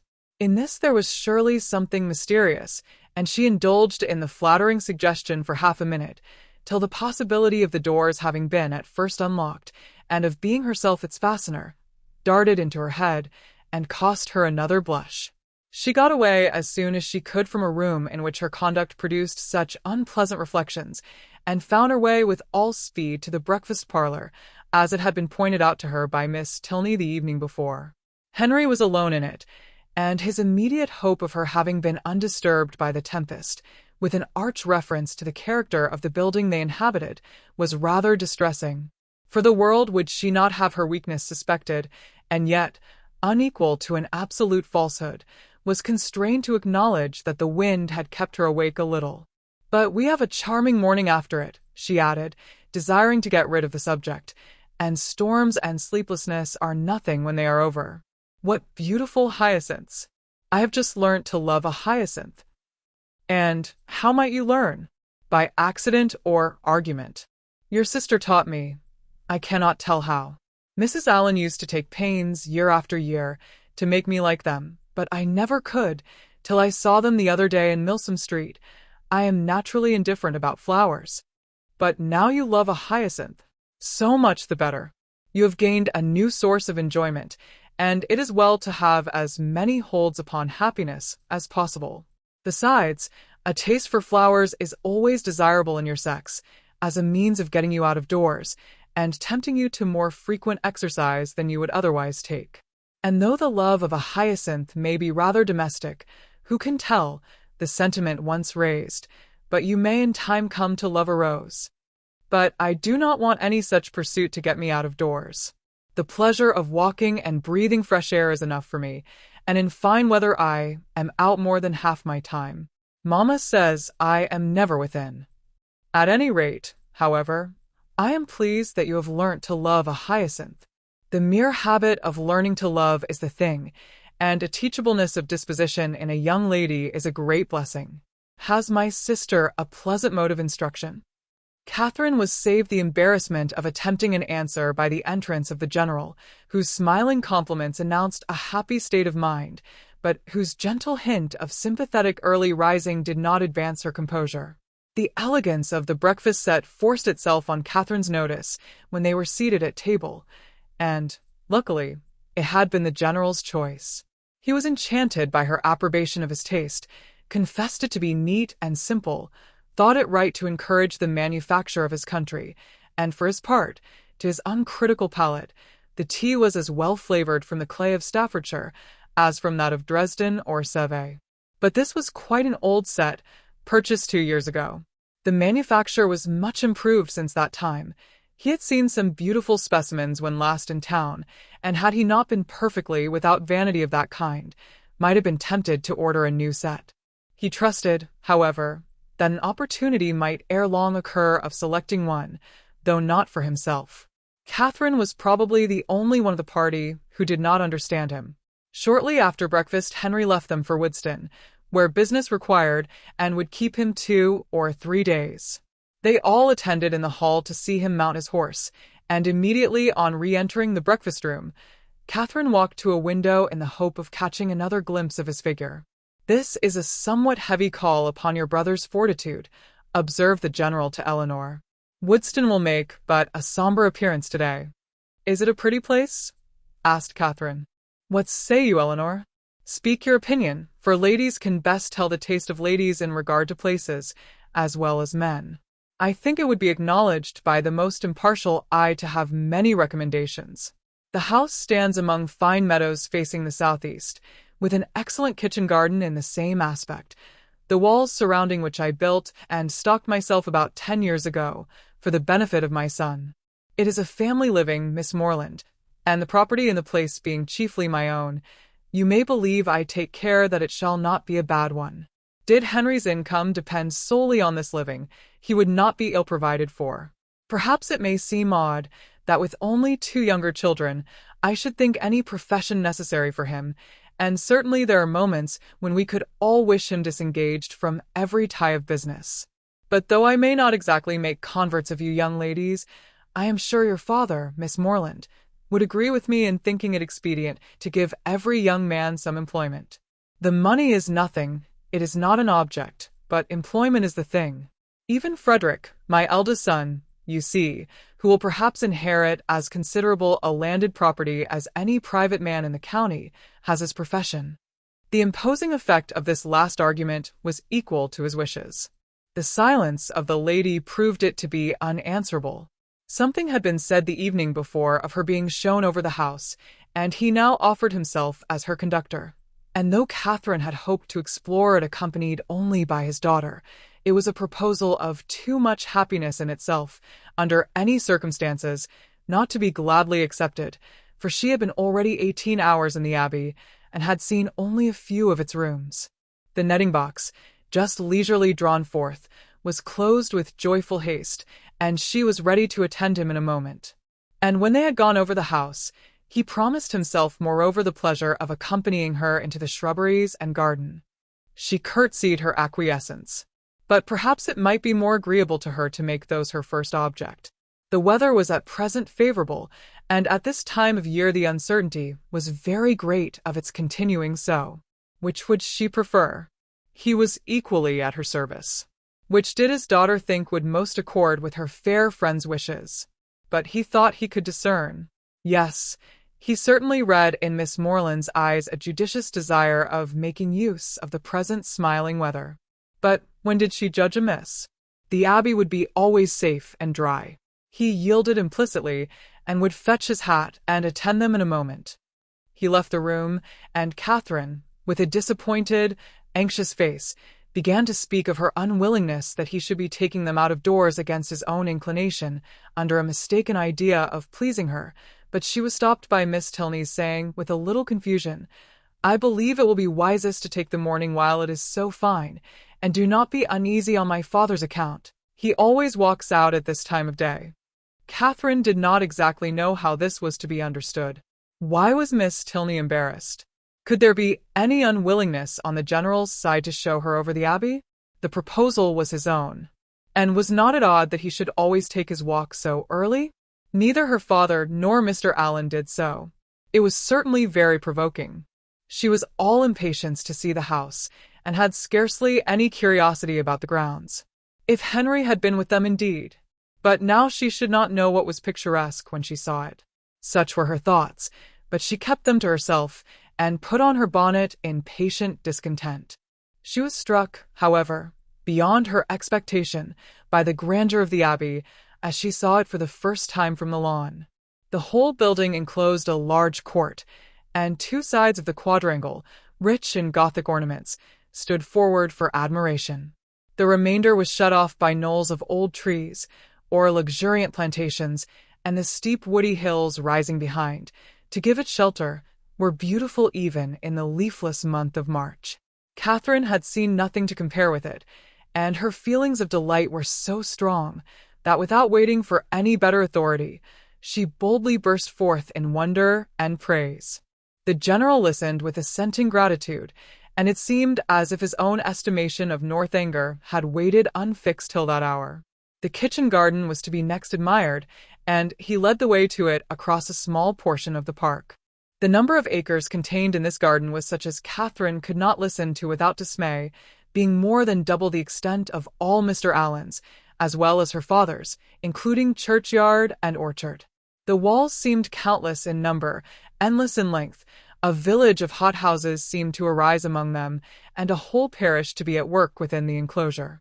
The General was flattered by her looks of surprise, which told him almost as plainly, as he soon forced her to tell him in words that she had never seen any gardens at all equal to them before, and he then modestly owned that, without any ambition of that sort himself, without any solicitude about it, he did believe them to be unrivaled in the kingdom. If he had a hobby horse, it was that. He loved a garden. Though careless enough in most matters of eating, he loved good fruit, or if he did not, his friends and children did. There were great vexations, however, attending such a garden as his. The utmost care could not always secure the most valuable fruits. The pinery had yielded only 100 in the last year. Mr. Allen, he supposed, must feel these inconveniences as well as himself. No, not at all. Mr. Allen did not care about the garden, and never went into it. With a triumphant smile of self-satisfaction, the general wished he could do the same, for he never entered his, without being vexed in some way or other by its falling short of his plan. How were Mr. Allen's succession houses worked? Describing the nature of his own as they entered them. Mr. Allen had only one small hothouse, which Mrs. Allen had the use of for her plants in winter, and there was a fire in it now and then. "He is a happy man," said the general, with a look of very happy contempt. Having taken her into every division, and led her under every wall, till she was heartily weary of seeing and wondering, he suffered the girls at last to seize the advantage of an outer door, and then expressing his wish to examine the effect of some recent alterations about the tea-house, proposed it as no unpleasant extension of their walk, if Miss Morland were not tired. "But where are you going, Eleanor? Why do you choose that cold, damp path to it? Miss Morland will get wet.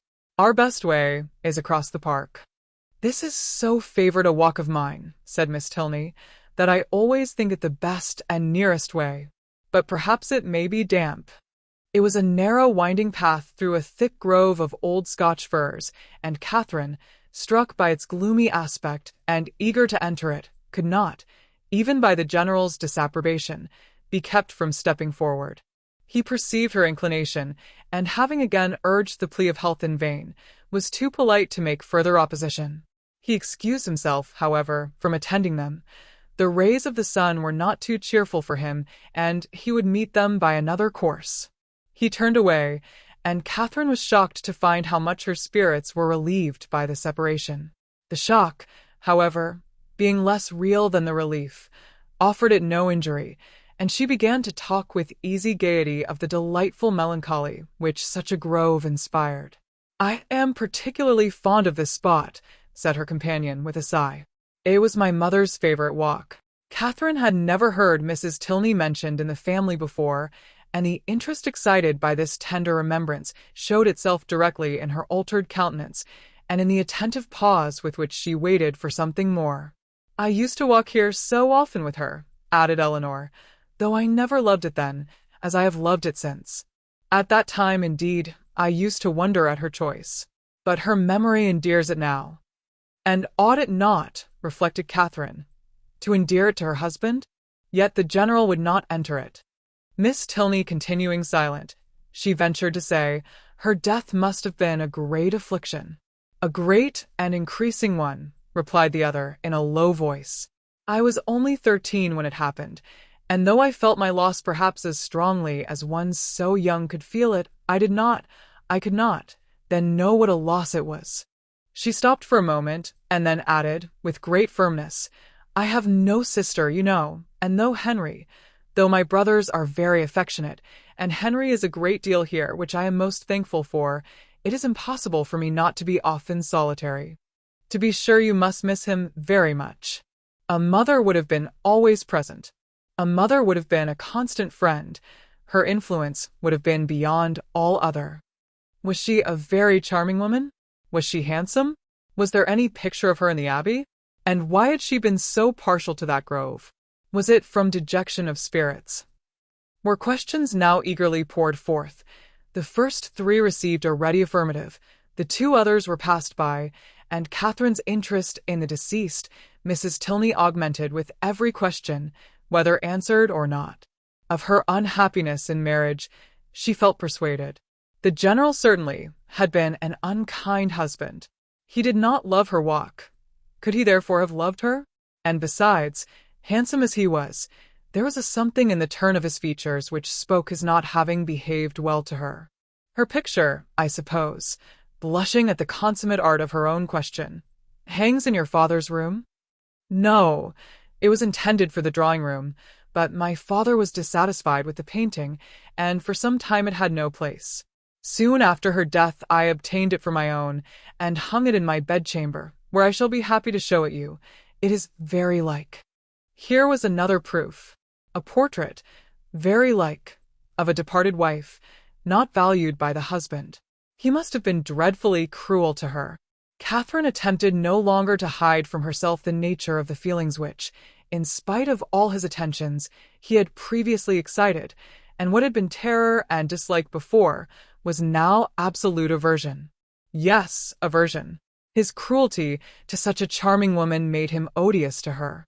She had often read of such characters which Mr. Allen had been used to call unnatural and overdrawn, but here was proof positive of the contrary. She had just settled this point when the end of the path brought them directly upon the general, and in spite of all her virtuous indignation, she found herself again obliged to walk with him, listen to him, and even to smile when he smiled. Being no longer able, however, to receive pleasure from the surrounding objects, she soon began to walk with lassitude. The general perceived it, and with a concern for her health, which seemed to reproach her for her opinion of him, was most urgent for returning with his daughter to the house. He would follow them in a quarter of an hour. Again they parted, but Eleanor was called back in half a minute to receive a strict charge against taking her friend round the abbey till his return. This second instance of his anxiety to delay what she so much wished for struck Catherine as very remarkable. Chapter 23.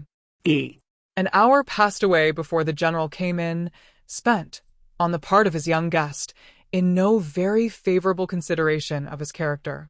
This lengthened absence, these solitary rambles, did not speak a mind at ease, or a conscience void of reproach. At length he appeared, and, whatever might have been the gloom of his meditations, he could still smile with them. Miss Tilney, understanding in part her friend's curiosity to see the house, soon revived the subject, and her father being, contrary to Catherine's expectations, unprovided with any pretence for further delay, beyond that of stopping 5 minutes to order refreshments to be in the room by their return, was at last ready to escort them. They set forward, and, with a grandeur of air, a dignified step, which caught the eye, but could not shake the doubts of the well-read Catherine, he led the way across the hall, through the common drawing-room and one useless antechamber, into a room magnificent both in size and furniture, the real drawing-room, used only with company of consequence. It was very noble, very grand, very charming, was all that Catherine had to say. For her indiscriminating I scarcely discerned the colour of the satin, and all minuteness of praise, all praise that had much meaning, was supplied by the general. The costliness or elegance of any room's fitting up could be nothing to her. She cared for no furniture of a more modern date than the 15th century. When the general had satisfied his own curiosity, in a close examination of every well-known ornament, they proceeded into the library, an apartment, in its way, of equal magnificence, exhibiting a collection of books on which an humble man might have looked with pride. Catherine heard, admired, and wondered with more genuine feeling than before, gathered all that she could from this storehouse of knowledge by running over the titles of half a shelf, and was ready to proceed. But suites of apartments did not spring up with her wishes. Large as was the building, she had already visited the greatest part, though, on being told that, with the addition of the kitchen, the 6 or 7 rooms she had now seen surrounded 3 sides of the court, she could scarcely believe it, or overcome the suspicion of there being many chambers secreted. It was some relief, however, that they were to return to the rooms in common use, by passing through a few of less importance, looking into the court, which, with occasional passages, not wholly unintricate, connected the different sides, and she was further soothed in her progress by being told that she was treading what had once been a cloister, having traces of cells pointed out, and observing several doors that were neither opened nor explained to her, by finding herself successively in a billiard room and in the general's private apartment, without comprehending their connection, or being able to turn aright when she left them. And lastly, by passing through a dark little room, owning Henry's authority, and strewed with his litter of books, guns, and greatcoats.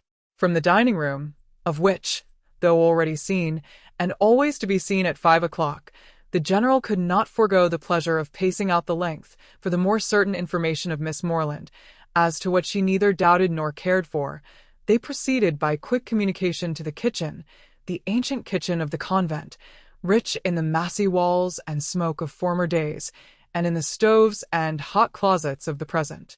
The general's improving hand had not loitered here.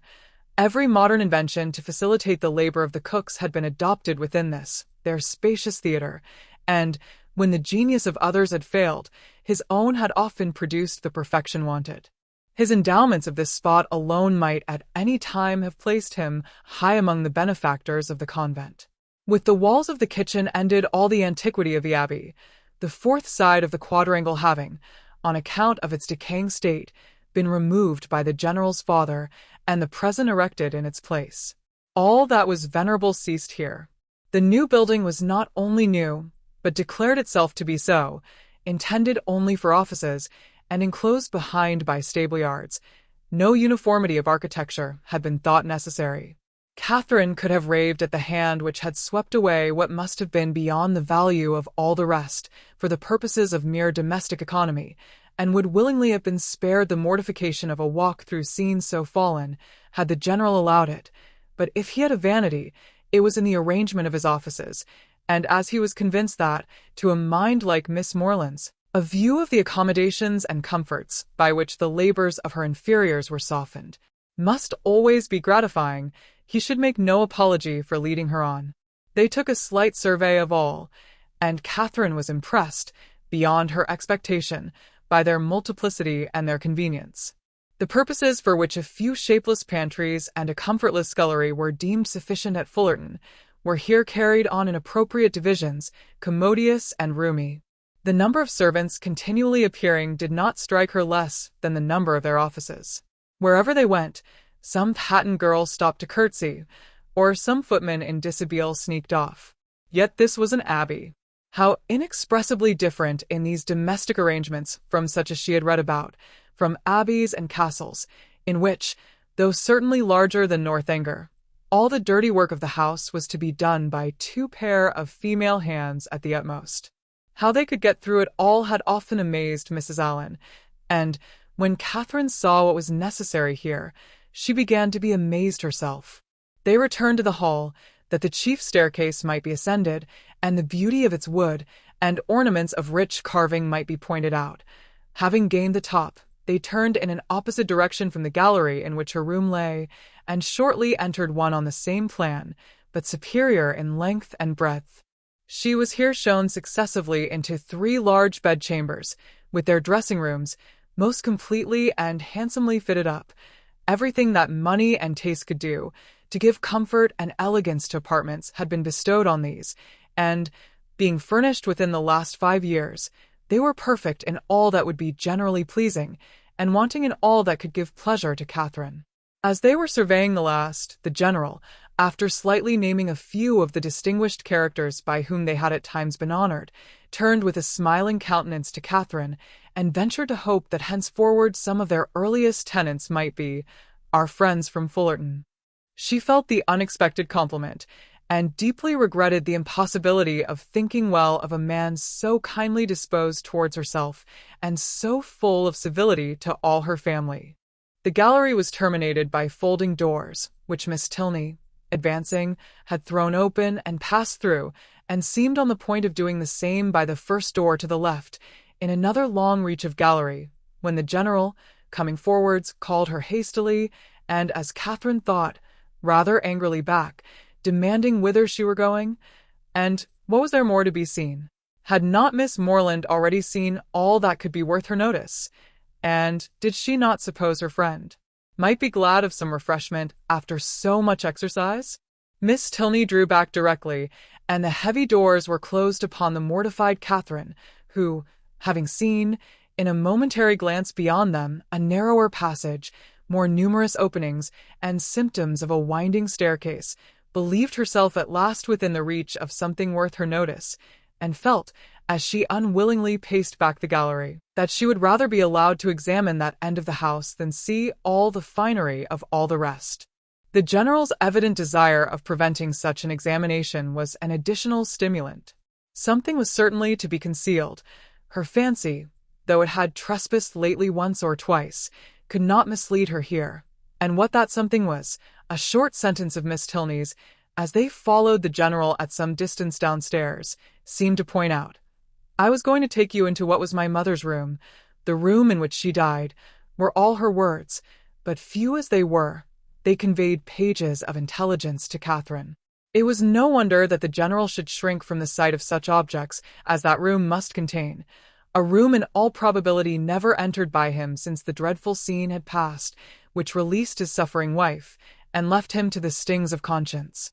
She ventured, when next alone with Eleanor, to express her wish of being permitted to see it, as well as all the rest of that side of the house, and Eleanor promised to attend her there, whenever they should have a convenient hour.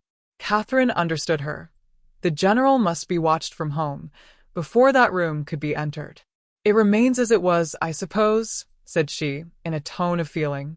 "Yes, entirely. And how long ago may it be that your mother died?" "She has been dead these 9 years." And 9 years, Catherine knew, was a trifle of time, compared with what generally elapsed after the death of an injured wife, before her room was put to rights. "You were with her, I suppose, to the last?" "No," said Miss Tilney, sighing. "I was unfortunately from home. Her illness was sudden and short, and, before I arrived, it was all over."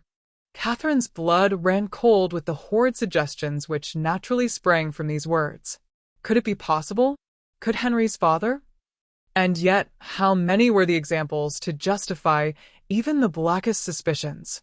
And, when she saw him in the evening, while she worked with her friend, slowly pacing the drawing-room for an hour together in silent thoughtfulness, with downcast eyes and contracted brow, she felt secure from all possibility of wronging him. It was the air and attitude of a Montoni.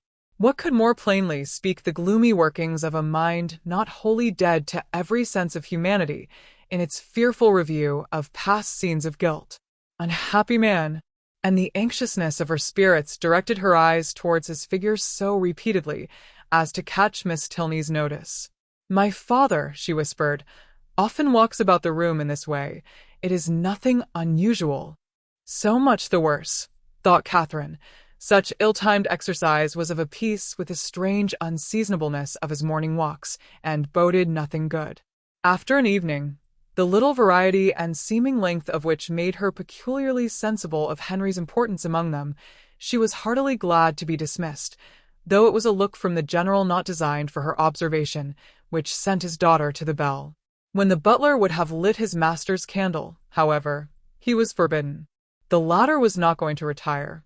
"I have many pamphlets to finish," said he to Catherine, "before I can close my eyes, and perhaps may be poring over the affairs of the nation for hours after you are asleep. Can either of us be more meetly employed?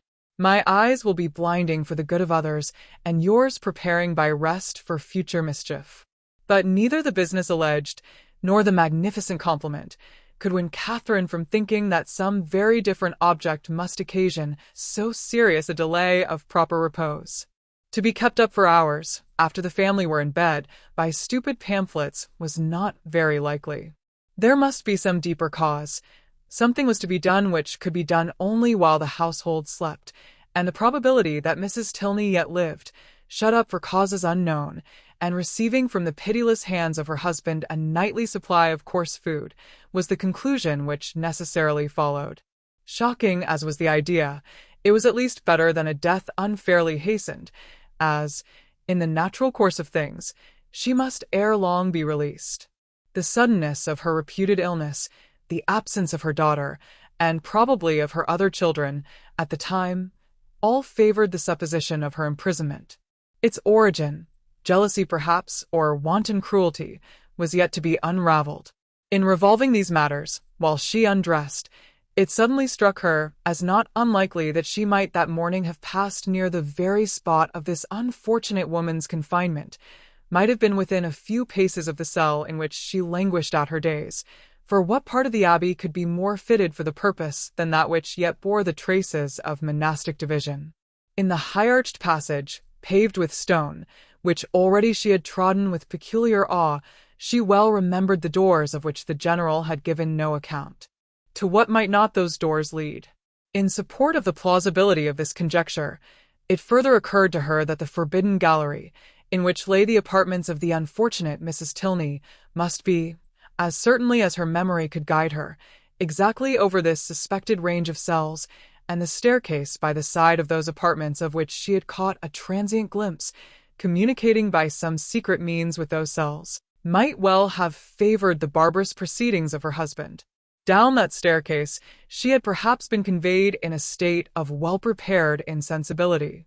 Catherine sometimes started at the boldness of her own surmises, and sometimes hoped or feared that she had gone too far, but they were supported by such appearances as made their dismissal impossible.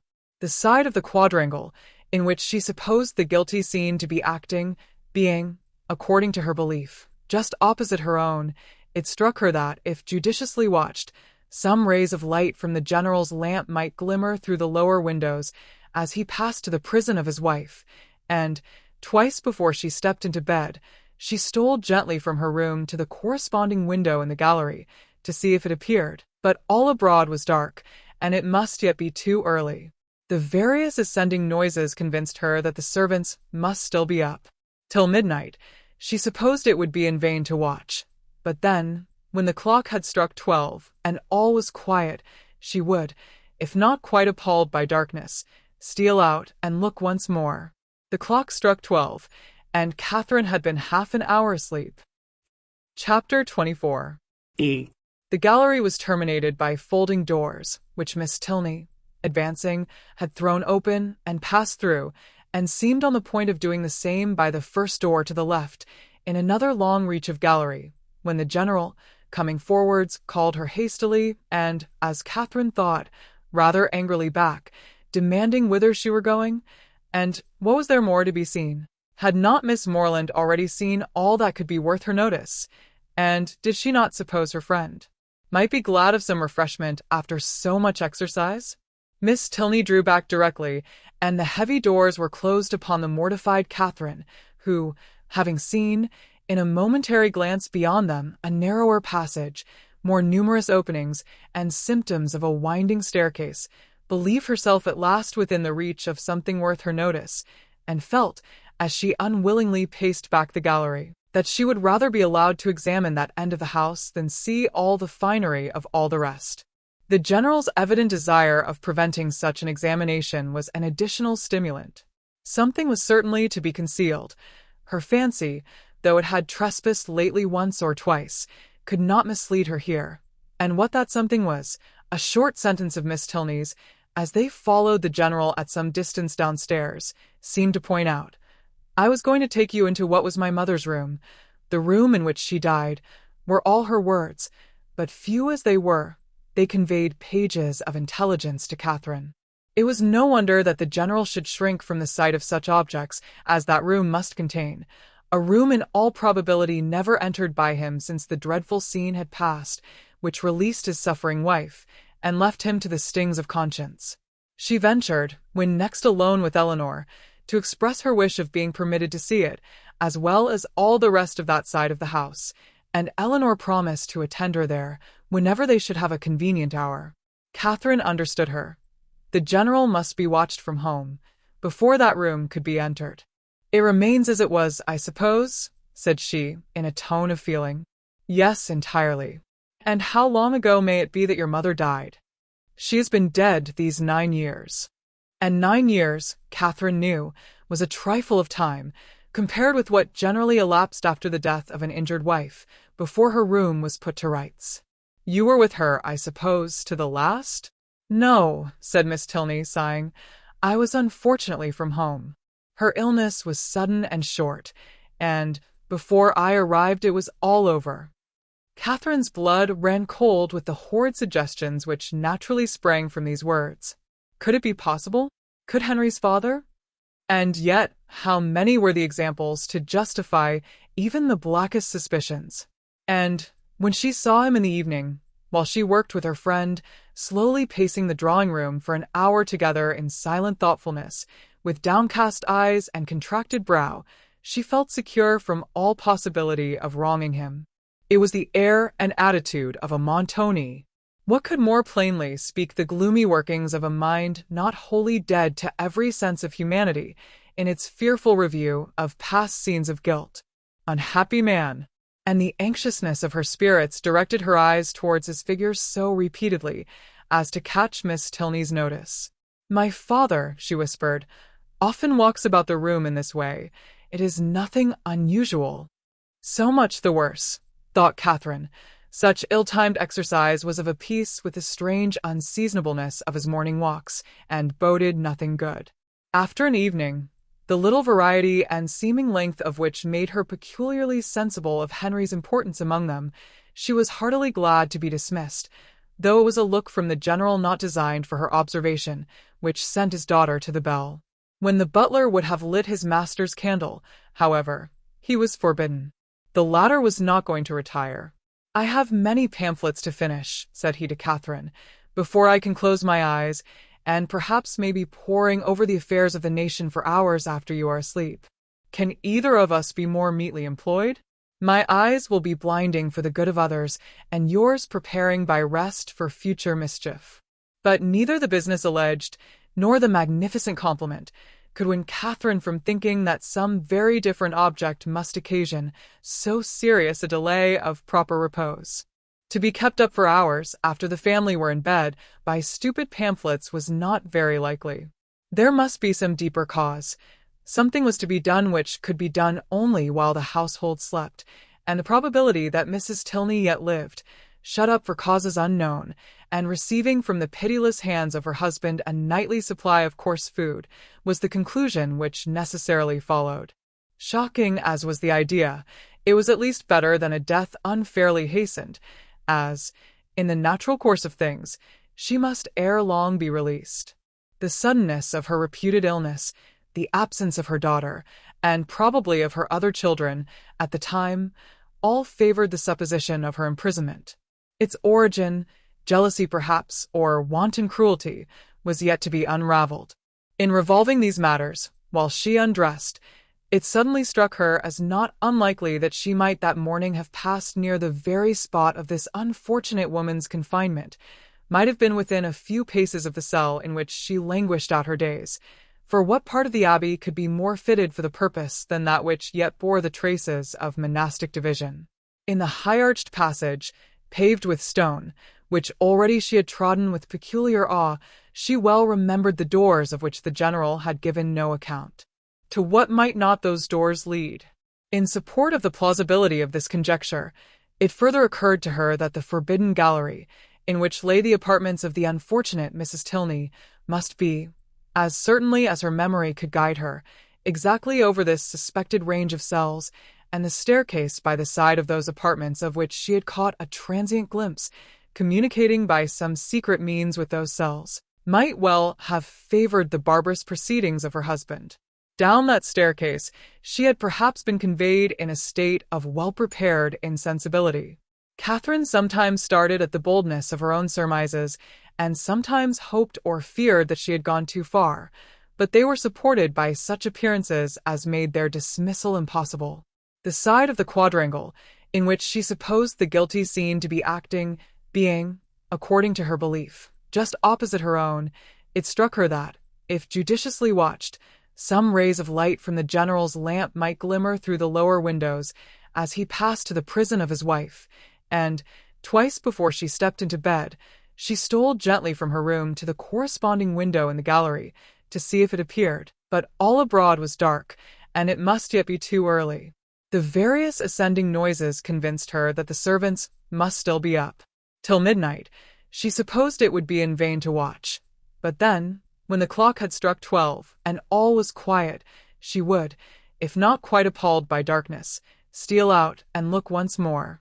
The clock struck 12, and Catherine had been half an hour asleep.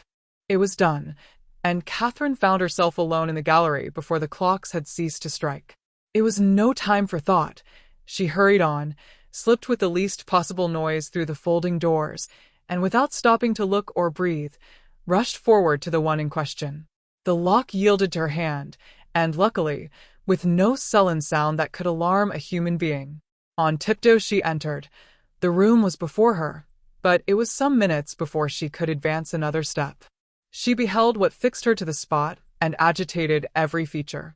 She saw a large, well-proportioned apartment, and handsome dimity bed, arranged as unoccupied with an housemaid's care, a bright bath stove, mahogany wardrobes, and neatly painted chairs, on which the warm beams of a western sun gaily poured through two sash windows. Catherine had expected to have her feelings worked, and worked they were. Astonishment and doubt first seized them, and a shortly succeeding ray of common sense added some bitter emotions of shame. She could not be mistaken as to the room, but how grossly mistaken in everything else, in Miss Tilney's meaning, in her own calculation. This apartment, to which she had given a date so ancient, a position so awful, proved to be one end of what the General's father had built.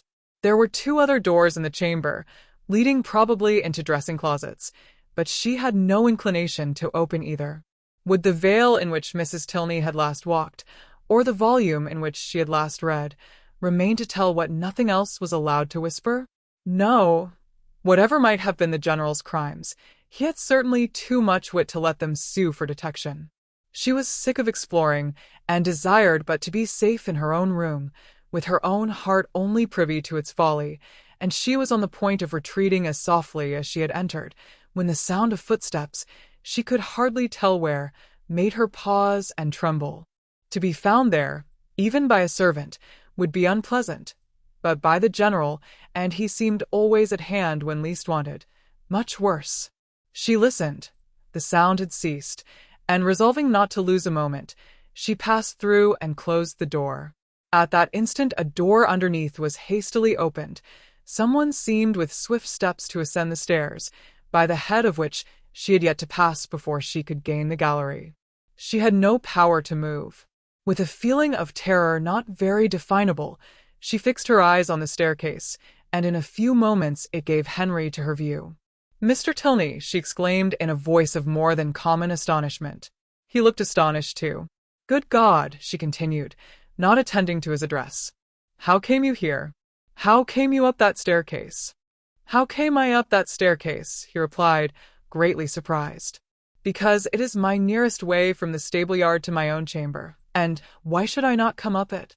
Catherine recollected herself, blushed deeply, and could say no more. He seemed to be looking in her countenance for that explanation which her lips did not afford. She moved on towards the gallery. "And may I not, in my turn," said he, as he pushed back the folding doors, "ask how you came here? This passage is at least as extraordinary a road from the breakfast parlour to your apartment as that staircase can be from the stables to mine." "I have been," said Catherine, looking down, "to see your mother's room." "My mother's room? Is there anything extraordinary to be seen there?" "No, nothing at all. I thought you did not mean to come back till tomorrow." "I did not expect to be able to return sooner, when I went away, but 3 hours ago I had the pleasure of finding nothing to detain me." "You look pale. I am afraid I alarmed you by running so fast up those stairs. Perhaps you did not know. You were not aware of their leading from the offices in common use." "No, I was not. You have had a very fine day for your ride." "Very. And does Eleanor leave you to find your way into all the rooms in the house by yourself?" "Oh, no. She showed me over the greatest part on Saturday, and we were coming here to these rooms, but only," dropping her voice, "your father was with us." "And that prevented you," said Henry, earnestly regarding her. "Have you looked into all the rooms in that passage?" "No, I only wanted to see. Is not it very late? I must go and dress."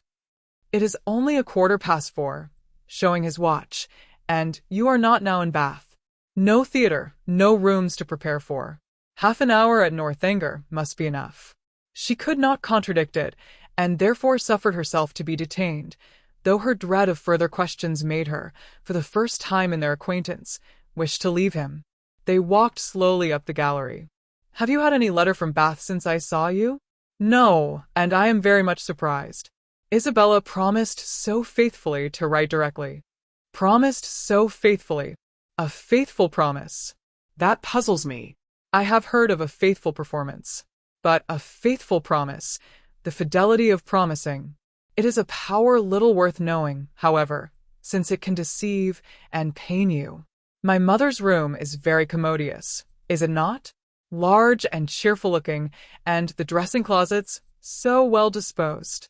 It always strikes me as the most comfortable apartment in the house, and I rather wonder that Eleanor should not take it for her own.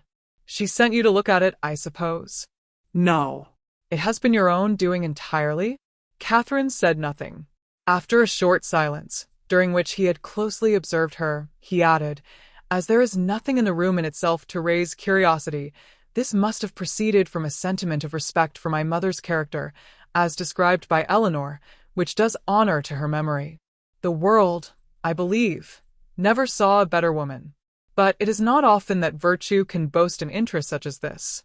The domestic, unpretending merits of a person never known do not often create that kind of fervent, venerating tenderness which would prompt a visit like yours. Eleanor, I suppose, has talked of her a great deal?" "Yes, a great deal. That is, no, not much, but what she did say was very interesting. Her dying so suddenly, slowly, and with hesitation it was spoken, and you, none of you being at home, and your father, I thought, perhaps had not been very fond of her." "And from these circumstances," he replied, his quick eye fixed on hers, "you infer perhaps the probability of some negligence, some—" Involuntarily she shook her head. "Or it may be, of something still less pardonable." She raised her eyes towards him more fully than she had ever done before.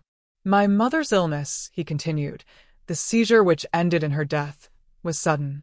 The malady itself, one from which she had often suffered, a bilious fever, its cause therefore constitutional. On the third day, in short, as soon as she could be prevailed on, a physician attended her, a very respectable man, and one in whom she had always placed great confidence.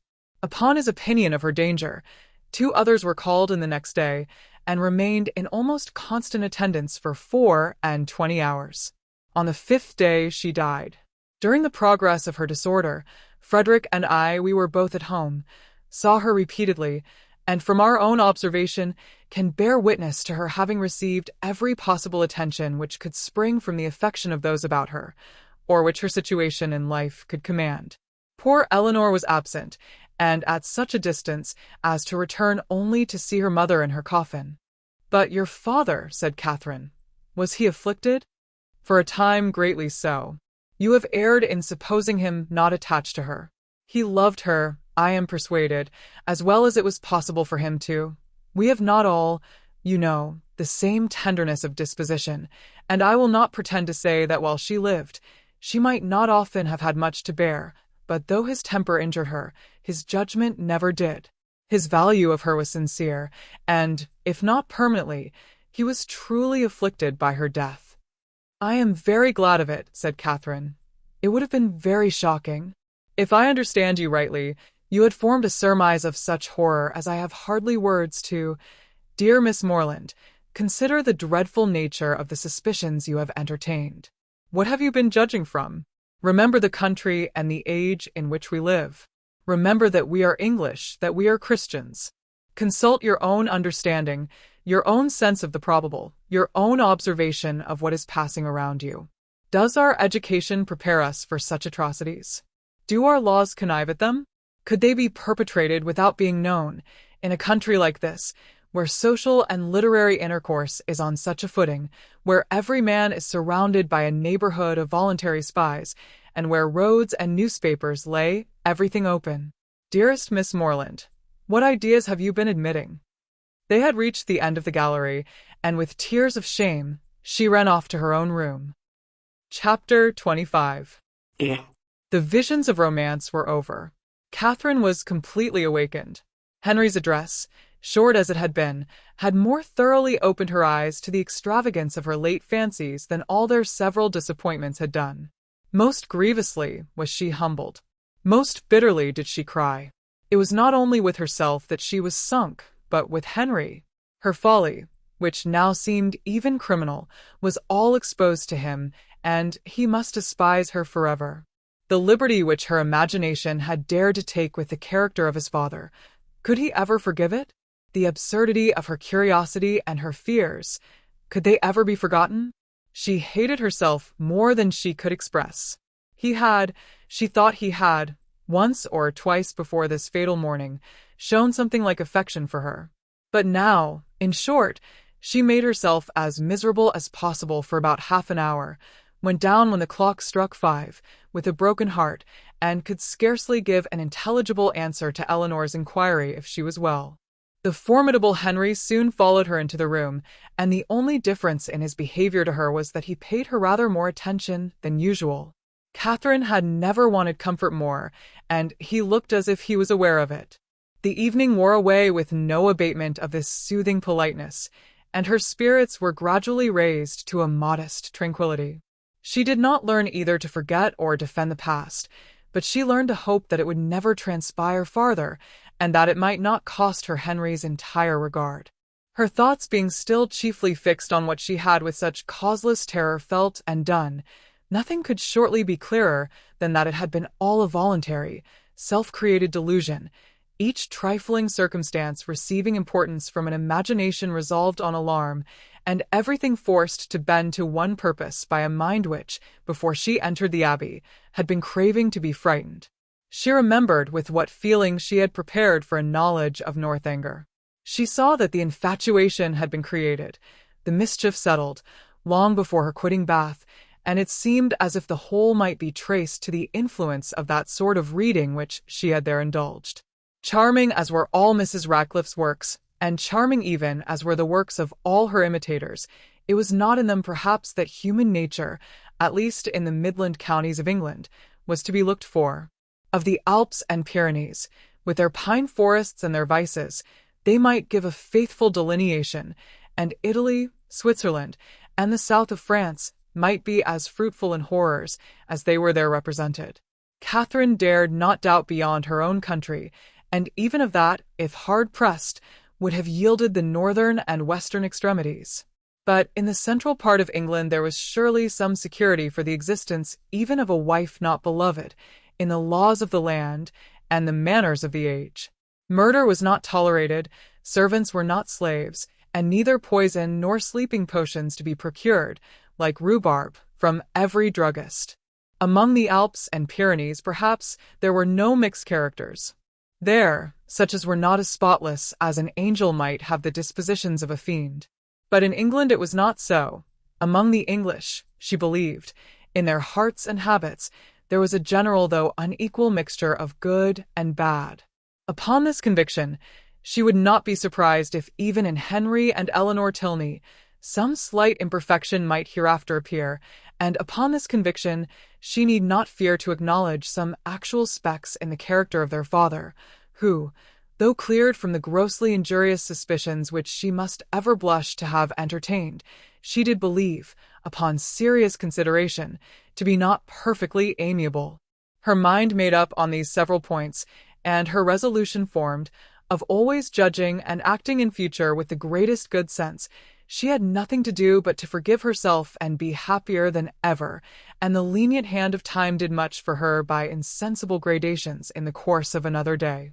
Henry's astonishing generosity and nobleness of conduct, in never alluding in the slightest way to what had passed, was of the greatest assistance to her, and sooner than she could have supposed it possible in the beginning of her distress, her spirits became absolutely comfortable and capable, as heretofore, of continual improvement by anything he said.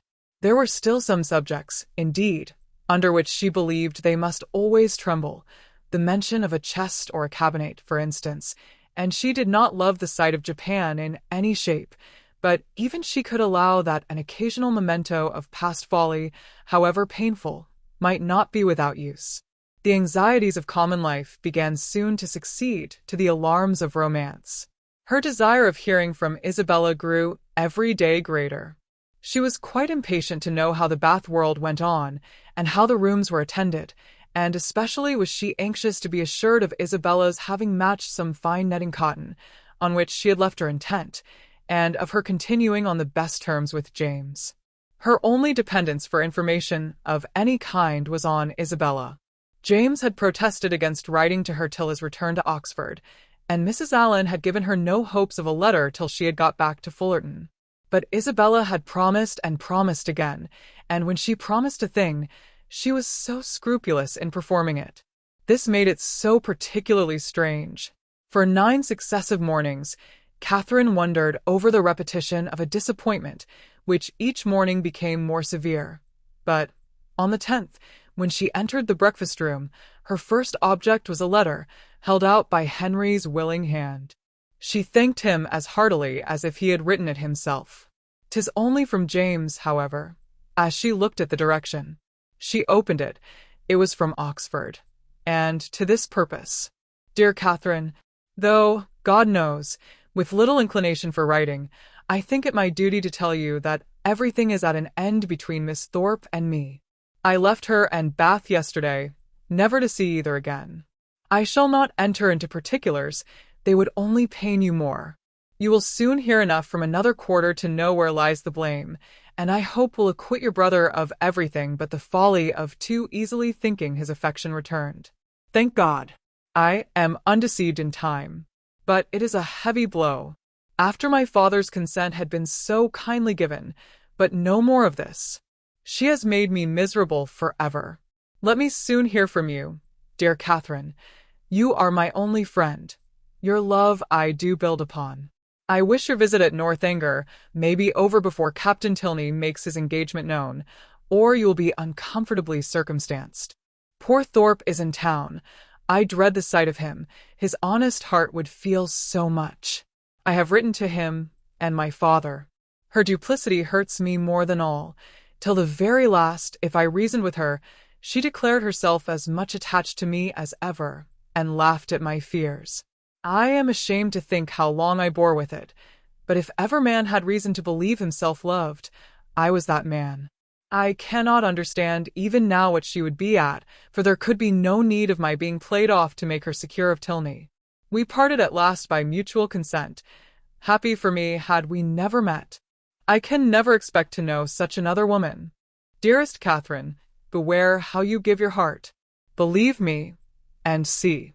Catherine had not read 3 lines before her sudden change of countenance, and short exclamations of sorrowing wonder declared her to be receiving unpleasant news, and Henry, earnestly watching her through the whole letter, saw plainly that it ended no better than it began.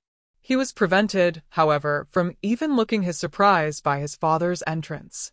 They went to breakfast directly, but Catherine could hardly eat anything. Tears filled her eyes and even ran down her cheeks as she sat. The letter was one moment in her hand, then in her lap, and then in her pocket, and she looked as if she knew not what she did. The general, between his cocoa and his newspaper, had luckily no leisure for noticing her, but to the other two her distress was equally visible. As soon as she dared leave the table, she hurried away to her own room, but the housemaids were busy in it, and she was obliged to come down again. She turned into the drawing-room for privacy, but Henry and Eleanor had likewise retreated thither, and were at that moment deep in consultation about her. She drew back, trying to beg their pardon, but was, with gentle violence, forced to return, and the others withdrew, after Eleanor had affectionately expressed a wish of being of use or comfort to her. After half an hour's free indulgence of grief and reflection, Catherine felt equal to encountering her friends, but whether she should make her distress known to them was another consideration. Perhaps, if particularly questioned, she might just give an idea, just distantly hint at it, but not more. To expose a friend, such a friend as Isabella had been to her, and then their own brother so closely concerned in it. She believed she must waive the subject altogether. Henry and Eleanor were by themselves in the breakfast-room, and each, as she entered it, looked at her anxiously. Catherine took her place at the table, and, after a short silence, Eleanor said, "No bad news from Fullerton, I hope?" Mr. and Mrs. Morland, your brothers and sisters, I hope they are none of them ill? No, I thank you, sighing as she spoke. They are all very well. My letter was from my brother at Oxford. Nothing further was said for a few minutes, and then, speaking through her tears, she added, I do not think I shall ever wish for a letter again. I am sorry, said Henry, closing the book he had just opened. If I had suspected the letter of containing anything unwelcome, I should have given it with very different feelings. It contained something worse than anybody could suppose. Poor James is so unhappy.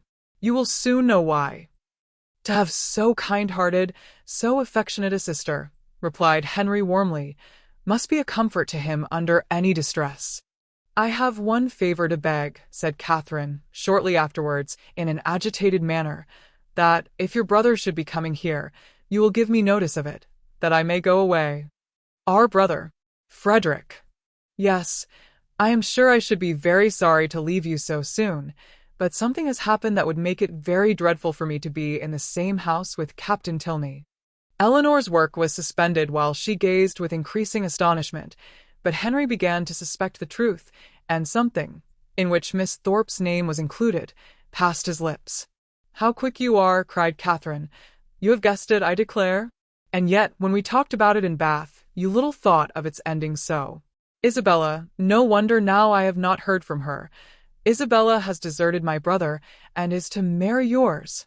Could you have believed there had been such inconstancy and fickleness, and everything that is bad in the world? I hope, so far as concerns my brother, you are misinformed. I hope he has not had any material share in bringing on Mr. Morland's disappointment. His marrying Miss Thorpe is not probable. I think you must be deceived so far. I am very sorry for Mr. Morland, sorry that anyone you love should be unhappy, but my surprise would be greater at Frederick's marrying her than at any other part of the story. It is very true, however. You shall read James's letter yourself. Stay, there is one part. Recollecting with a blush the last line. Will you take the trouble of reading to us the passages which concern my brother? No, read it yourself, cried Catherine, whose second thoughts were clearer. I do not know what I was thinking of, blushing again that she had blushed before. James only means to give me good advice. He gladly received the letter, and, having read it through, with close attention, returned it saying, Well, if it is to be so, I can only say that I am sorry for it. Frederick will not be the first man who has chosen a wife with less sense than his family expected. I do not envy his situation, either as a lover or a son. Miss Tilney, at Catherine's invitation, now read the letter likewise, and, having expressed also her concern and surprise, began to inquire into Miss Thorpe's connections and fortune. Her mother is a very good sort of woman, was Catherine's answer. What was her father? A lawyer, I believe. They live at Putney. Are they a wealthy family? No, not very. I do not believe Isabella has any fortune at all, but that will not signify in your family. Your father is so very liberal. He told me the other day that he only valued money as it allowed him to promote the happiness of his children. The brother and sister looked at each other. But, said Eleanor, after a short pause, would it be to promote his happiness, to enable him to marry such a girl? She must be an unprincipled one, or she could not have used your brother so. And how strange an infatuation on Frederick's side. A girl who, before his eyes, is violating an engagement voluntarily entered into with another man. Is not it inconceivable, Henry? Frederick, too, who always wore his heart so proudly, who found no woman good enough to be loved. That is the most unpromising circumstance, the strongest presumption against him. When I think of his past declarations, I give him up. Moreover, I have too good an opinion of Miss Thorpe's prudence to suppose that she would part with one gentleman before the other was secured. It is all over with Frederick indeed. He is a deceased man, defunct in understanding. Prepare for your sister-in-law, Eleanor, and such a sister-in-law as you must delight in. Open, candid, artless, guileless, with affection strong but simple, forming no pretensions, and knowing no disguise. Such a sister-in-law, Henry, I should delight in, said Eleanor with a smile. But perhaps, observed Catherine, Though she has behaved so ill by our family, she may behave better by yours. Now she has really got the man she likes. She may be constant." "Indeed, I am afraid she will," replied Henry. "I am afraid she will be very constant, unless a baronet should come in her way. That is Frederick's only chance. I will get the bath paper and look over the arrivals." "You think it is all for ambition, then? And upon my word, there are some things that seem very like it. I cannot forget that, when she first knew what my father would do for them, she seemed quite disappointed that it was not more. I never was so deceived in anyone's character in my life before, among all the great variety that you have known and studied.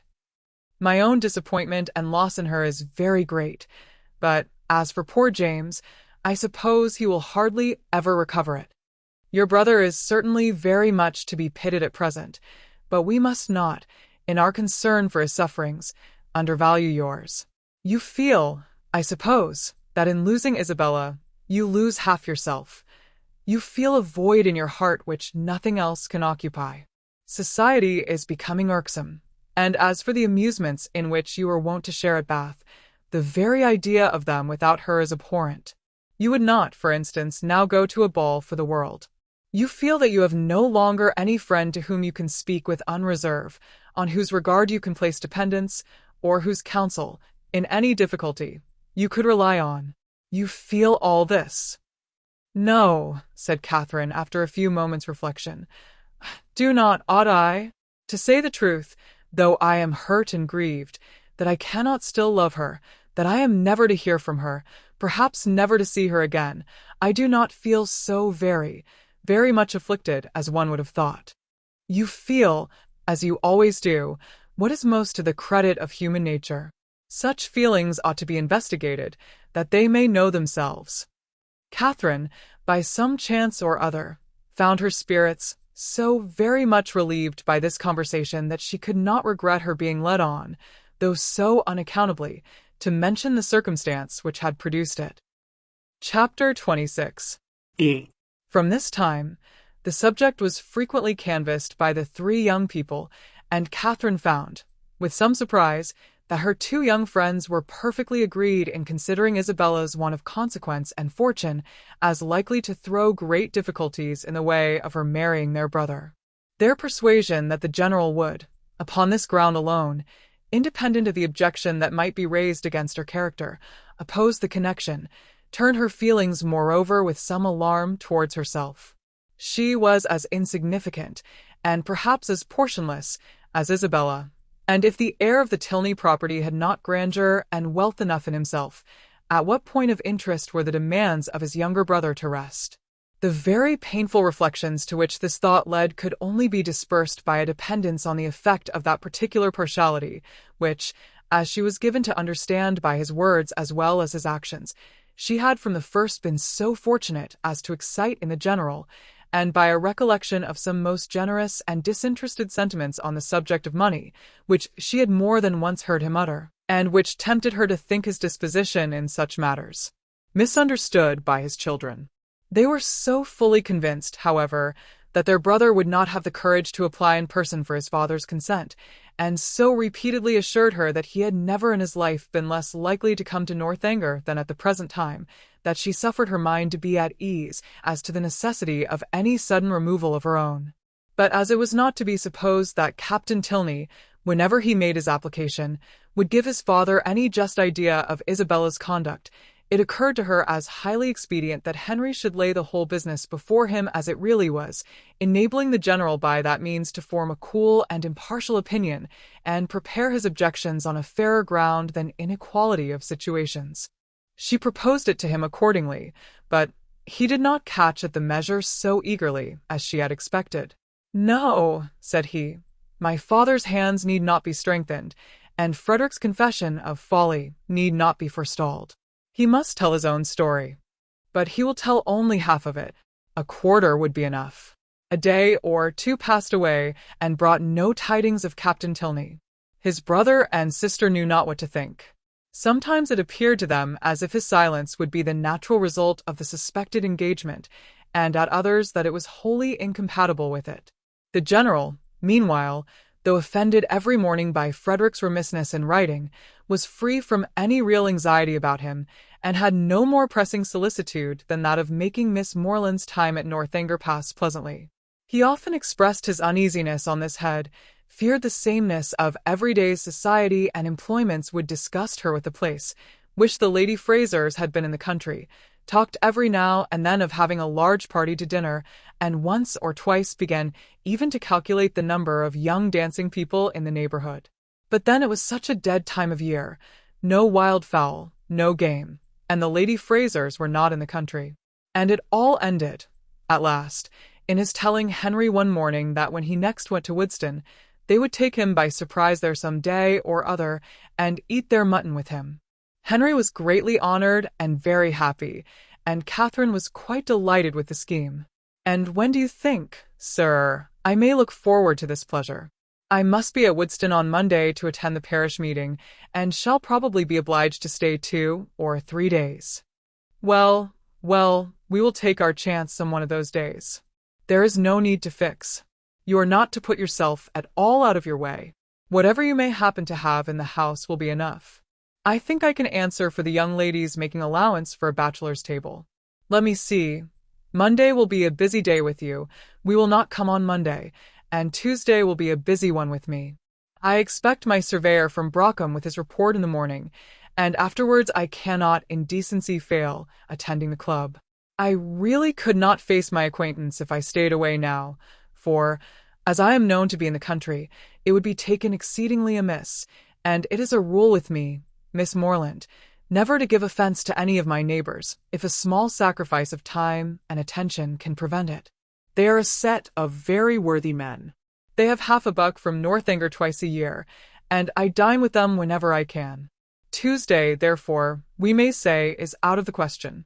But on Wednesday, I think, Henry, you may expect us, and we shall be with you early, that we may have time to look about us. 2 hours and 3/4 will carry us to Woodston, I suppose. We shall be in the carriage by 10, so, about 1/4 before 1 on Wednesday, you may look for us. A ball itself could not have been more welcome to Catherine than this little excursion, so strong was her desire to be acquainted with Woodston, and her heart was still bounding with joy when Henry, about an hour afterwards, came booted and greatcoat into the room where she and Eleanor were sitting, and said, "I am come, young ladies, in a very moralizing strain, to observe that our pleasures in this world are always to be paid for, and that we often purchase them at a great disadvantage, giving ready-moneyed actual happiness for a draught on the future that may not be honoured. Witness myself, at this present hour. Because I am to hope for the satisfaction of seeing you at Woodston on Wednesday, which bad weather, or 20 other causes, may prevent, I must go away directly, 2 days before I intended it." "Go away," said Catherine, with a very long face. "And why?" Why? "How can you ask the question?" "Because no time is to be lost in frightening my old housekeeper out of her wits, because I must go and prepare a dinner for you, to be sure." Oh. "Not seriously. And sadly too, for I had much rather stay." "But how can you think of such a thing, after what the General said, when he so particularly desired you not to give yourself any trouble, because anything would do?" Henry only smiled. "I am sure it is quite unnecessary upon your sister's account and mine. You must know it to be so, and the General made such a point of your providing nothing extraordinary. Besides, if he had not said half so much as he did, he has always such an excellent dinner at home, that sitting down to a middling one for one day could not signify. I wish I could reason like you, for his sake and my own. Goodbye. As tomorrow is Sunday, Eleanor, I shall not return." He went, and, it being at any time a much simpler operation to Catherine to doubt her own judgment than Henry's, she was very soon obliged to give him credit for being right, however disagreeable to her his going. But the inexplicability of the General's conduct dwelt much on her thoughts. That he was very particular in his eating, she had, by her own unassisted observation, already discovered, but why he should say one thing so positively and mean another all the while was most unaccountable. How were people at that rate to be understood? Who but Henry could have been aware of what his father was at? From Saturday to Wednesday, however, they were now to be without Henry. This was the sad finale of every reflection, and Captain Tilney's letter would certainly come in his absence, and Wednesday, she was very sure, would be wet. The past, present, and future were all equally in gloom. Her brother so unhappy, and her loss in Isabella so great, and Eleanor's spirits always affected by Henry's absence. What was there to interest or amuse her? She was tired of the woods and the shrubberies, always so smooth and so dry, and the Abbey in itself was no more to her now than any other house. The painful remembrance of the folly it had helped to nourish and perfect was the only emotion which could spring from a consideration of the building. What a revolution in her ideas! She, who had so longed to be in an abbey. Now, there was nothing so charming to her imagination as the unpretending comfort of a well-connected parsonage, something like Fullerton, but better. Fullerton had its faults, but Woodston probably had none. If Wednesday should ever come, it did come, and exactly when it might be reasonably looked for. It came, it was fine, and Catherine trod on air. By 10 o'clock, the chaise and four conveyed the trio from the Abbey, and, after an agreeable drive of almost 20 miles, they entered Woodston, a large and populous village, in a situation not unpleasant. Catherine was ashamed to say how pretty she thought it, as the general seemed to think an apology necessary for the flatness of the country and the size of the village, but in her heart she preferred it to any place she had ever been at, and looked with great admiration at every neat house above the rank of a cottage, and at all the little chandlers' shops which they passed. At the further end of the village, and tolerably disengaged from the rest of it, stood the parsonage, a new-built substantial stone house, with its semicircular sweep and green gates, and, as they drove up to the door, Henry, with the friends of his solitude, a large Newfoundland puppy and 2 or 3 terriers, was ready to receive and make much of them. Catherine's mind was too full, as she entered the house, for her either to observe or to say a great deal, and, till called on by the general for her opinion of it, she had very little idea of the room in which she was sitting. Upon looking round it then, she perceived in a moment that it was the most comfortable room in the world, but she was too guarded to say so, and the coldness of her praise disappointed him. "We are not calling it a good house," said he. "We are not comparing it with Fullerton and Northanger. We are considering it as a mere parsonage, small and confined, we allow, but decent, perhaps, and habitable, and altogether not inferior to the generality. Or, in other words, I believe there are few country parsonages in England half so good. It may admit of improvement, however. Far be it from me to say otherwise, and anything in reason. A bow thrown out, perhaps, though, between ourselves, if there is one thing more than another my aversion, it is a patched-on bow." Catherine did not hear enough of this speech to understand or be pained by it, and other subjects being studiously brought forward and supported by Henry, at the same time that a tray full of refreshments was introduced by a servant, the general was shortly restored to his complacency, and Catherine to all her usual ease of spirits.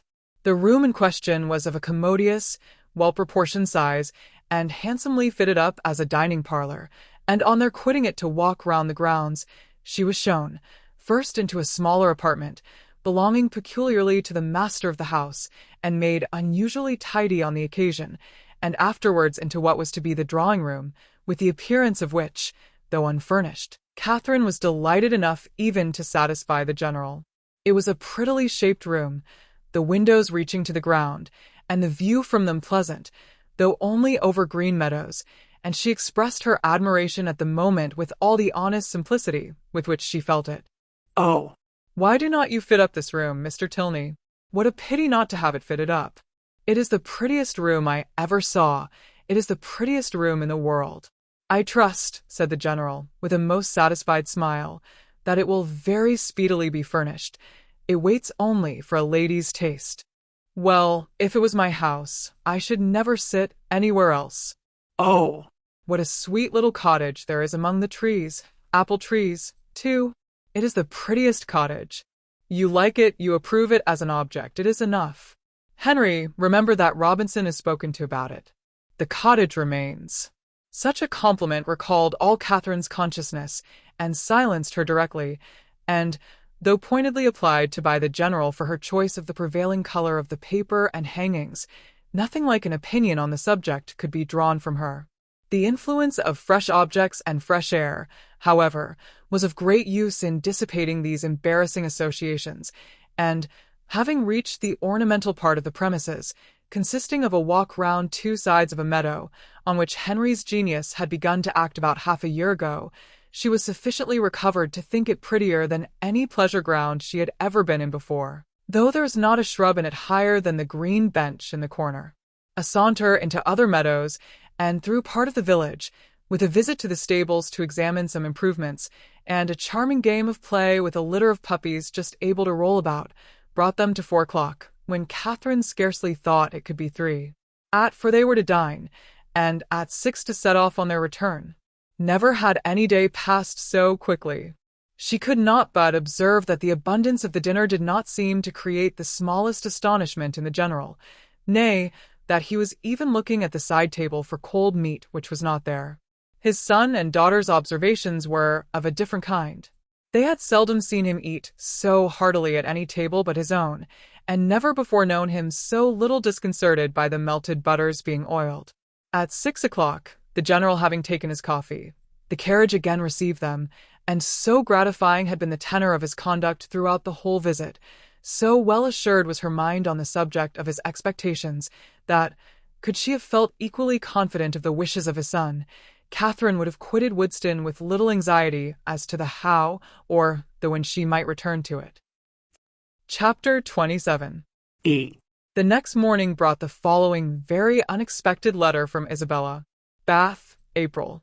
My dearest Catherine, I received your 2 kind letters with the greatest delight, and have 1,000 apologies to make for not answering them sooner.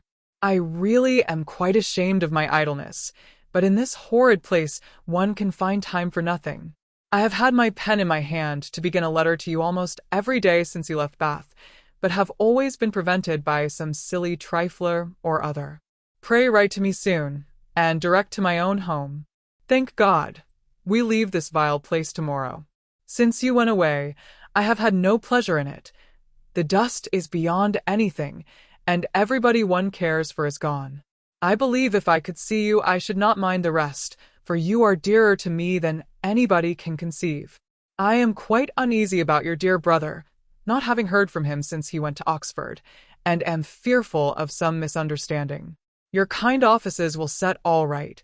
He is the only man I ever did or could love, and I trust you will convince him of it.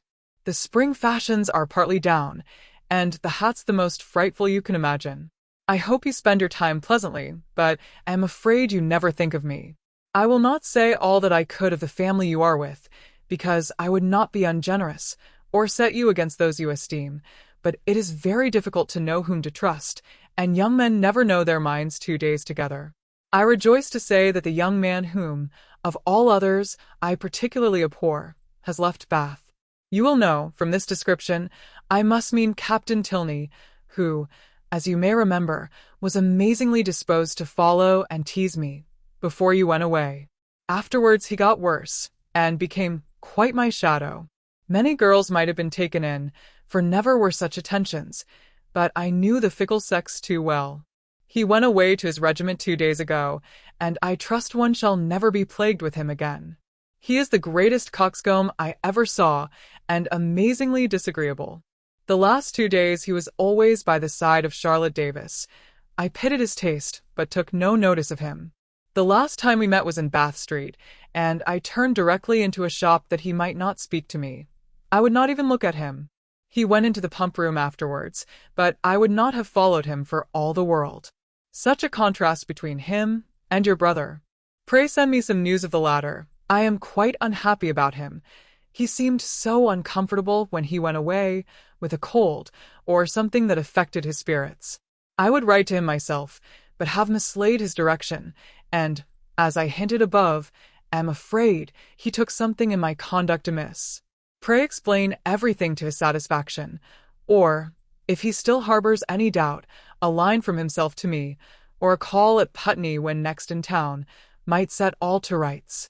I have not been to the rooms this age, nor to the play, except going in last night with the Hodges, for a frolic at half price. They teased me into it, and I was determined they should not say I shut myself up because Tilney was gone. We happened to sit by the Mitchells, and they pretended to be quite surprised to see me out. I knew their spite. At one time they could not be civil to me, but now they are all friendship, but I am not such a fool as to be taken in by them. You know, I have a pretty good spirit of my own. And Mitchell had tried to put on a turban like mine, as I wore it the week before at the concert, but made wretched work of it. It happened to become my odd face, I believe. At least Tilney told me so at the time, and said every eye was upon me. But he is the last man whose word I would take. I wear nothing but purple now. I know I look hideous in it, but no matter. It is your dear brother's favorite color. Lose no time, my dearest, sweetest Catherine, in writing to him and to me, whoever am, etc. Such a strain of shallow artifice could not impose even upon Catherine. Its inconsistencies, contradictions, and falsehood struck her from the very first. She was ashamed of Isabella, and ashamed of having ever loved her. Her professions of attachment were now as disgusting as her excuses were empty, and her demands impudent. Write to James on her behalf. No, James should never hear Isabella's name mentioned by her again. Such a strain of shallow artifice could not impose even upon Catherine. Its inconsistencies, contradictions, and falsehood struck her from the very first. She was ashamed of Isabella, and ashamed of having ever loved her. Her professions of attachment were now as disgusting as her excuses were empty, and her demands impudent. Write to James on her behalf. No, James should never hear Isabella's name mentioned by her again. On Henry's arrival from Woodston, she made known to him and Eleanor their brother's safety, congratulating them with sincerity on it, and reading aloud the most material passages of her letter with strong indignation. When she had finished it, "So much for Isabella," she cried, "and for all our intimacy. She must think me an idiot, or she could not have written so, but perhaps this has served to make her character better known to me than mine is to her. I see what she has been about. She is a vain coquette, and her tricks have not answered. I do not believe she had ever any regard either for James or for me, and I wish I had never known her." "It will soon be as if you never had," said Henry. "There is but one thing that I cannot understand. I see that she has had designs on Captain Tilney, which have not succeeded, but I do not understand what Captain Tilney has been about all this time. Why should he pay her such attentions as to make her quarrel with my brother, and then fly off himself? I have very little to say for Frederick's motives, such as I believe them to have been. He has his vanities as well as Miss Thorpe, and the chief difference is that, having a stronger head, they have not yet injured himself. If the effect of his behavior does not justify him with you, we had better not seek after the cause." "Then you do not suppose he ever really cared about her?" "I am persuaded that he never did, and only made believe to do so for mischief's sake." Henry bowed his assent. "Well, then, I must say that I do not like him at all. Though it has turned out so well for us, I do not like him at all. As it happens, there is no great harm done, because I do not think Isabella has any heart to lose. But suppose he had made her very much in love with him? But we must first suppose Isabella to have had a heart to lose, consequently to have been a very different creature, and, in that case, she would have met with very different treatment. It is very right that you should stand by your brother. And if you would stand by yours, you would not be much distressed by the disappointment of Miss Thorpe. But your mind is warped by an innate principle of general integrity, and therefore not accessible to the cool reasonings of family partiality, or a desire of revenge." Catherine was complimented out of further bitterness. Frederick could not be unpardonably guilty, while Henry made himself so agreeable. She resolved on not answering Isabella's letter, and tried to think no more of it. Chapter 28. D. Soon after this, the general found himself obliged to go to London for a week, and he left Northanger earnestly regretting that any necessity should rob him even for an hour of Miss Morland's company, and anxiously recommending the study of her comfort and amusement to his children as their chief object in his absence. His departure gave Catherine the first experimental conviction that a loss may be sometimes a gain. The happiness with which their time now passed, every employment voluntary, every laugh indulged, every meal a scene of ease and good humor, walking where they liked and when they liked, their hours, pleasures, and fatigues at their own command, made her thoroughly sensible of the restraint which the General's presence had imposed, and most thankfully feel their present release from it. Such ease and such delights made her love the place and the people more and more every day, and had it not been for a dread of its soon becoming expedient to leave the one, and an apprehension of not being equally beloved by the other, she would at each moment of each day have been perfectly happy. But she was now in the 4th week of her visit. Before the General came home, the 4th week would be turned, and perhaps it might seem an intrusion if she stayed much longer. This was a painful consideration whenever it occurred, and eager to get rid of such a weight on her mind, she very soon resolved to speak to Eleanor about it at once, propose going away, and be guided in her conduct by the manner in which her proposal might be taken. Aware that if she gave herself much time, she might feel it difficult to bring forward so unpleasant a subject, she took the first opportunity of being suddenly alone with Eleanor, and of Eleanor's being in the middle of a speech about something very different, to start forth her obligation of going away very soon. Eleanor looked and declared herself much concerned. She had hoped for the pleasure of her company for a much longer time, had been misled, perhaps by her wishes, to suppose that a much longer visit had been promised, and could not but think that if Mr. and Mrs. Morland were aware of the pleasure it was to her to have her there, they would be too generous to hasten her return. Catherine explained. Oh, as to that, Papa and Mamma were in no hurry at all. As long as she was happy, they would always be satisfied. Then why, might she ask, in such a hurry herself to leave them? Oh, Because she had been there so long. Nay, if you can use such a word, I can urge you no farther. If you think it long. oh, No, I do not indeed. For my own pleasure, I could stay with you as long again. And it was directly settled that, till she had, her leaving them was not even to be thought of. In having this cause of uneasiness so pleasantly removed, the force of the other was likewise weakened. The kindness, the earnestness of Eleanor's manner in pressing her to stay, and Henry's gratified look on being told that her stay was determined, were such sweet proofs of her importance with them, as left her only just so much solicitude as the human mind can never do comfortably without. She did, almost always, believe that Henry loved her, and quite always that his father and sister loved and even wished her to belong to them, and believing so far, her doubts and anxieties were merely sportive irritations.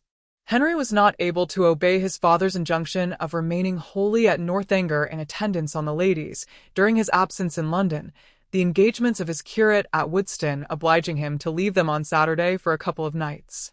His loss was not now what it had been while the General was at home. It lessened their gaiety, but did not ruin their comfort, and the two girls, agreeing in occupation and improving in intimacy, found themselves so well sufficient for the time to themselves that it was 11 o'clock, rather a late hour at the Abbey, before they quitted the supper-room on the day of Henry's departure. They had just reached the head of the stairs when it seemed, as far as the thickness of the walls would allow them to judge, that a carriage was driving up to the door, and the next moment confirmed the idea by the loud noise of the house bell. After the first perturbation of surprise had passed away, in a good heaven, what can be the matter? It was quickly decided by Eleanor to be her eldest brother, whose arrival was often as sudden, if not quite so unseasonable, and accordingly she hurried down to welcome him. Catherine walked on to her chamber, making up her mind as well as she could to a further acquaintance with Captain Tilney, and comforting herself under the unpleasant impression his conduct had given her, and the persuasion of his being by far too fine a gentleman to approve of her, that at least they should not meet under such circumstances as would make their meeting materially painful. She trusted he would never speak of Miss Thorpe, and indeed, as he must by this time be ashamed of the part he had acted, there could be no danger of it, and as long as all mention of Bath scenes were avoided, she thought she could behave to him very civilly. In such considerations, time passed away, and it was certainly in his favor that Eleanor should be so glad to see him and have so much to say, for half an hour was almost gone since his arrival, and Eleanor did not come up. At that moment Catherine thought she heard her step in the gallery, and listened for its continuance, but all was silent. Scarcely, however, had she convicted her fancy of error, when the noise of something moving close to her door made her start. It seemed as if someone was touching the very doorway, and in another moment a slight motion of the lock proved that some hand must be on it.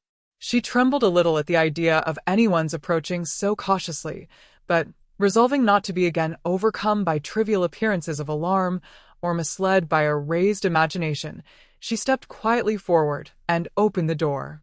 Eleanor, and only Eleanor, stood there. Catherine's spirits, however, were tranquilized but for an instant, for Eleanor's cheeks were pale and her manner greatly agitated. Though evidently intending to come in, it seemed an effort to enter the room, and a still greater to speak when there. Catherine, supposing some uneasiness on Captain Tilney's account, could only express her concern by silent attention, obliged her to be seated, rubbed her temples with lavender water, and hung over her with affectionate solicitude. "My dear Catherine, you must not indeed," were Eleanor's first connected words. "I am quite well. This kindness distracts me. I cannot bear it. I come to you on such an errand." "Errand? To me? How shall I tell you?" Oh, "How shall I tell you?" A new idea now darted into Catherine's mind, and turning as pale as her friend, she exclaimed, "'Tis a messenger from Woodston." "You are mistaken, indeed," returned Eleanor, looking at her most compassionately. "It is no one from Woodston. It is my father himself." Her voice faltered, and her eyes were turned to the ground as she mentioned his name. His unlooked-for return was enough in itself to make Catherine's heart sink, and for a few moments she hardly supposed there were anything worse to be told. She said nothing, and Eleanor, endeavoring to collect herself and speak with firmness, but with eyes still cast down, soon went on. "You are too good, I am sure, to think the worse of me for the part one am obliged to perform. I am indeed a most unwilling messenger. After what has so lately passed, so lately been settled between us, how joyfully, how thankfully on my side. As to your continuing here as I hoped for many, many weeks longer, how can I tell you that your kindness is not to be accepted, and that the happiness your company has hitherto given us is to be repaid by, but I must not trust myself with words. My dear Catherine, we are to part. My father has recollected an engagement that takes our whole family away on Monday. We are going to Lord Longtown's, near Hereford, for a fortnight. Explanation and apology are equally impossible. I cannot attempt either." "My dear Eleanor," cried Catherine, suppressing her feelings as well as she could, "do not be so distressed. A second engagement must give way to a first. I am very, very sorry we are to part so soon and so suddenly too, but I am not offended. Indeed, I am not. I can finish my visit here, you know, at any time, or I hope you will come to me.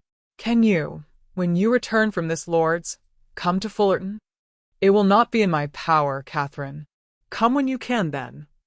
Eleanor made no answer, and Catherine's thoughts recurring to something more directly interesting, she added, thinking aloud, "Monday, so soon as Monday, and you all go. Well, I am certain I shall be able to take leave, however. I need not go till just before you do, you know. Do not be distressed, Eleanor. I can go on Monday very well. My father and mother's having no notice of it is of very little consequence. The general will send a servant with me, I dare say, half the way, and then I shall soon be at Salisbury, and then I am only 9 miles from home. Ah, Catherine, were it settled so, it would be somewhat less intolerable, though in such common attentions you would have received but half what you ought. But, how can I tell you? Tomorrow morning is fixed for your leaving us, and not even the hour is left to your choice. The very carriage is ordered, and will be here at 7 o'clock, and no servant will be offered you." Catherine sat down, breathless and speechless. I could hardly believe my senses when I heard it, and no displeasure, No resentment that you can feel at this moment, however justly great, can be more than I myself, but I must not talk of what I felt. Oh, That I could suggest anything in extenuation. good God. What will your father and mother say? After courting you from the protection of real friends to this, almost double distance from your home, to have you driven out of the house, without the considerations even of decent civility. Dear Catherine, in being the bearer of such a message, I seem guilty myself of all its insult. Yet, I trust you will acquit me, for you must have been long enough in this house to see that I am but a nominal mistress of it, that my real power is nothing. Have I offended the General? Said Catherine in a faltering voice. Alas, for my feelings as a daughter, all that I know, all that I answer for, is that you can have given him no just cause of offense. He certainly is greatly, very greatly discomposed. I have seldom seen him more so. His temper is not happy, and something has now occurred to ruffle it in an uncommon degree, some disappointment, some vexation, which just at this moment seems important, but which I can hardly suppose you to have any concern in, for how is it possible? It was with pain that Catherine could speak at all, and it was only for Eleanor's sake that she attempted it. I am sure, said she, I am very sorry if I have offended him. It was the last thing I would willingly have done. But do not be unhappy, Eleanor. An engagement, you know, must be kept. I am only sorry it was not recollected sooner, that I might have written home. But it is of very little consequence. I earnestly hope, that to your real safety it will be of none, but to everything else it is of the greatest consequence, to comfort, appearance, propriety, to your family, to the world. Were your friends, the Allens, still in Bath, you might go to them with comparative ease. A few hours would take you there, but a journey of 70 miles, to be taken post by you, at your age, alone, unattended. Oh, the journey is nothing. Do not think about that. And if we are to part, a few hours sooner or later, you know, makes no difference. I can be ready by 7. Let me be called in time. Eleanor saw that she wished to be alone, and believing it better for each that they should avoid any further conversation, now left her with, I shall see you in the morning. Catherine's swelling heart needed relief. In Eleanor's presence friendship and pride had equally restrained her tears, but no sooner was she gone than they burst forth in torrents. Turned from the house, and in such a way, without any reason that could justify, any apology that could atone for the abruptness, the rudeness, nay, the insolence of it. Henry at a distance, not able even to bid him farewell. Every hope, every expectation from him suspended, at least, and who could say how long? Who could say when they might meet again? And all this by such a man as General Tilney, so polite, so well-bred, and heretofore so particularly fond of her. It was as incomprehensible as it was mortifying and grievous. From what it could arise, and where it would end, were considerations of equal perplexity and alarm. The manner in which it was done so grossly uncivil, hurrying her away without any reference to her own convenience, or allowing her even the appearance of choice as to the time or mode of her travelling, of 2 days, the earliest fixed on, and of that almost the earliest hour, as if resolved to have her gone before he was stirring in the morning, that he might not be obliged even to see her. What could all this mean but an intentional affront? By some means or other, she must have had the misfortune to offend him. Eleanor had wished to spare her from so painful a notion, but Catherine could not believe it possible that any injury or any misfortune could provoke such ill will against a person not connected, or, at least, not supposed to be connected with it. Heavily passed the night. Sleep, or repose that deserved the name of sleep, was out of the question. That room, in which her disturbed imagination had tormented her on her first arrival, was again the scene of agitated spirits and unquiet slumbers. Yet how different now the source of her inquietude from what it had been then, how mournfully superior in reality and substance. Her anxiety had foundation in fact, her fears in probability, and with a mind so occupied in the contemplation of actual and natural evil, the solitude of her situation, the darkness of her chamber, the antiquity of the building, were felt and considered without the smallest emotion, and though the wind was high and often produced strange and sudden noises throughout the house, she heard it all as she lay awake, hour after hour, without curiosity or terror. Soon after 6, Eleanor entered her room, eager to show attention or give assistance where it was possible, but very little remained to be done. Catherine had not loitered. She was almost dressed, and her packing almost finished. The possibility of some conciliatory message from the general occurred to her as his daughter appeared. What's so natural as that anger should pass away and repentance succeed it? And she only wanted to know how far, after what had passed, an apology might properly be received by her. But the knowledge would have been useless here. It was not called for. Neither clemency nor dignity was put to the trial. Eleanor brought no message. Very little passed between them on meeting.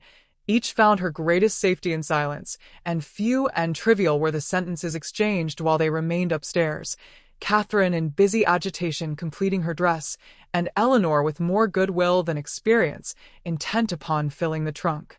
When everything was done, they left the room, Catherine lingering only half a minute behind her friend to throw a parting glance on every well-known, cherished object, and went down to the breakfast parlor, where breakfast was prepared. She tried to eat, as well to save herself from the pain of being urged as to make her friend comfortable, but she had no appetite and could not swallow many mouthfuls. The contrast between this and her last breakfast in that room gave her fresh misery and strengthened her distaste for everything before her. It was not 24 hours ago since they had met there to the same repast, but in circumstances how different.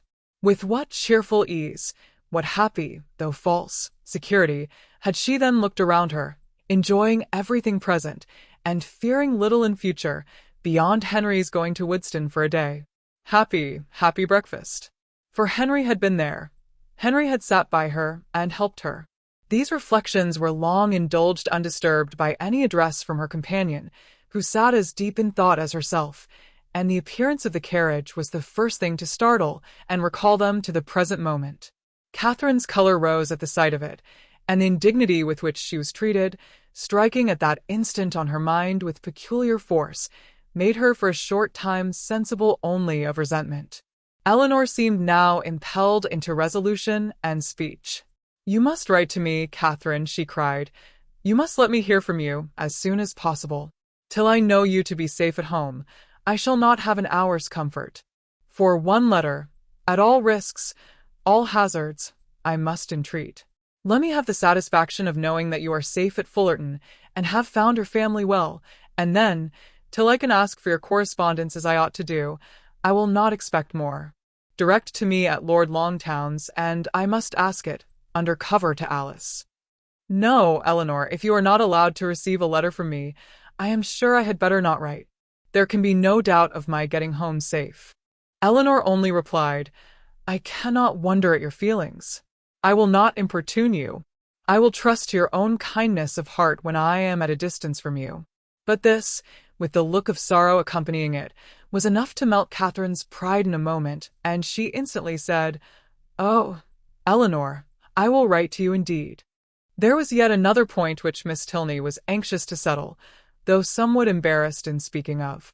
It had occurred to her that after so long an absence from home, Catherine might not be provided with money enough for the expenses of her journey, and, upon suggesting it to her with most affectionate offers of accommodation, it proved to be exactly the case. Catherine had never thought on the subject till that moment, but, upon examining her purse, was convinced that but for this kindness of her friend, she might have been turned from the house without even the means of getting home, and the distress in which she must have been thereby involved filling the minds of both. Scarcely another word was said by either during the time of their remaining together. Short, however, was that time. The carriage was soon announced to be ready, and Catherine, instantly rising, a long and affectionate embrace supplied the place of language in bidding each other adieu, and, as they entered the hall, unable to leave the house without some mention of one whose name had not yet been spoken by either, she paused a moment, and with quivering lips just made it intelligible that she left her kind remembrance for her absent friend. But with this approach to his name ended all possibility of restraining her feelings, and, hiding her face as well as she could with her handkerchief, she darted across the hall, jumped into the chaise, and in a moment was driven from the door. Chapter 29. Catherine was too wretched to be fearful. The journey in itself had no terrors for her, and she began it without either dreading its length or feeling its solitariness. Leaning back in one corner of the carriage, in a violent burst of tears, she was conveyed some miles beyond the walls of the abbey before she raised her head, and the highest point of ground within the park was almost closed from her view before she was capable of turning her eyes towards it.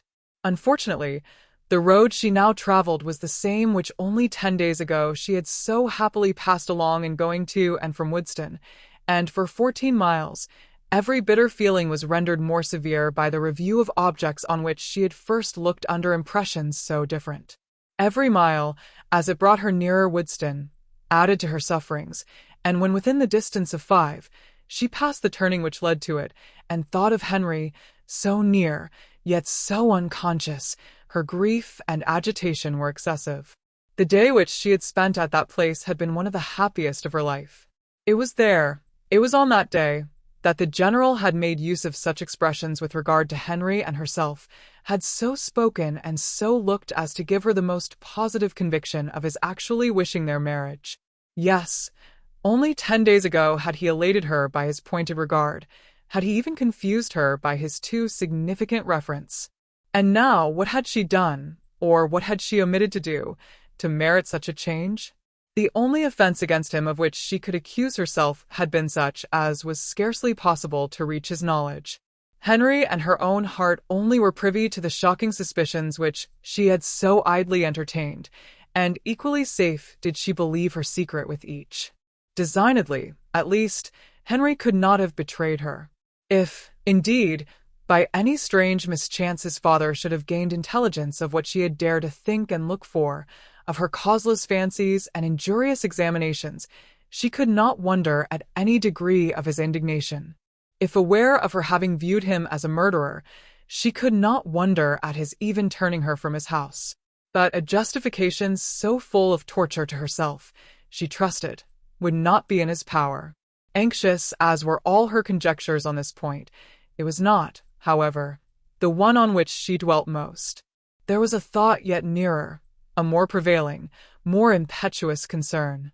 How Henry would think, and feel, and look, when he returned on the morrow to Northanger and heard of her being gone, was a question of force and interest to rise over every other, to be never ceasing, alternately irritating and soothing.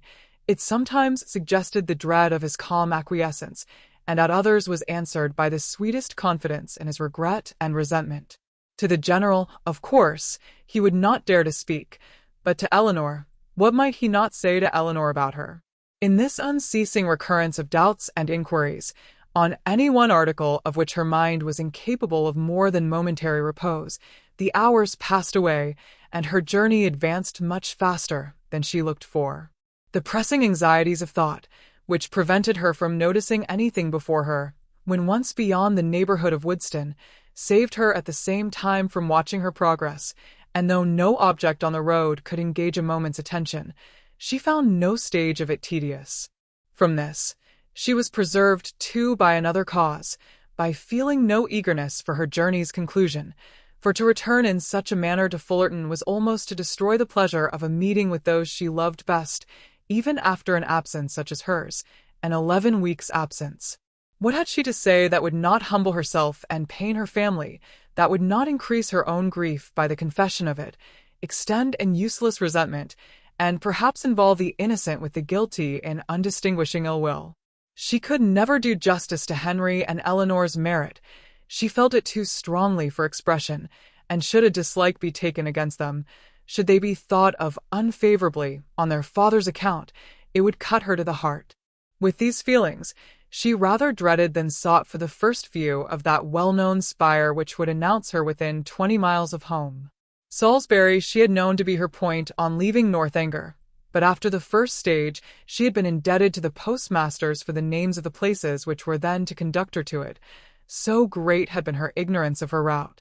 She met with nothing, however, to distress or frighten her. Her youth, civil manners, and liberal pay procured her all the attention that a traveler like herself could require, and stopping only to change horses, she traveled on for about 11 hours without accident or alarm, and between 6 and 7 o'clock in the evening found herself entering Fullerton. A heroine returning, at the close of her career, to her native village, in all the triumph of recovered reputation, and all the dignity of a countess, with a long train of noble relations in their several phaetons, and 3 waiting maids in a travelling chaise and 4, behind her, is an event on which the pen of the contriver may well delight to dwell. It gives credit to every conclusion, and the author must share in the glory she so liberally bestows. But my affair is widely different. I bring back my heroine to her home in solitude and disgrace, and no sweet elation of spirits can lead me into minuteness. A heroine in a hack post-chaise is such a blow upon sentiment, as no attempt at grandeur or pathos can withstand.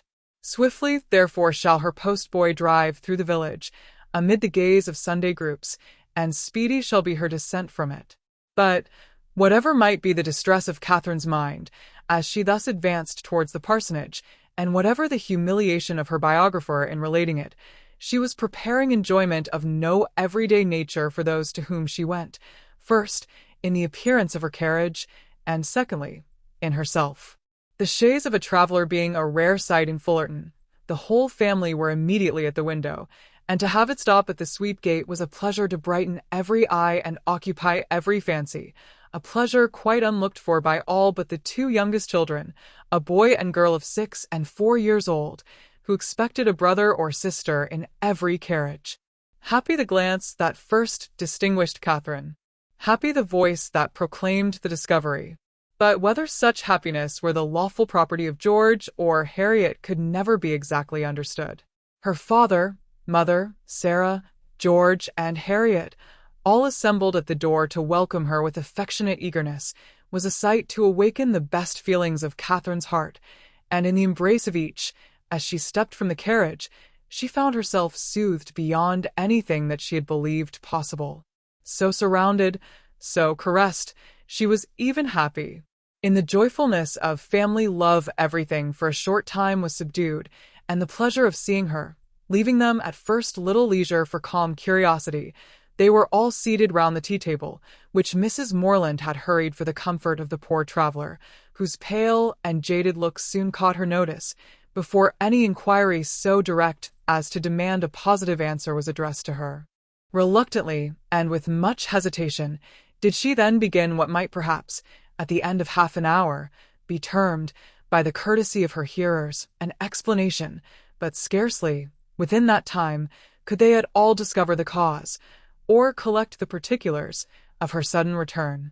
They were far from being an irritable race, far from any quickness in catching, or bitterness in resenting, affronts, but here, when the whole was unfolded, was an insult not to be overlooked nor, for the first half hour, to be easily pardoned.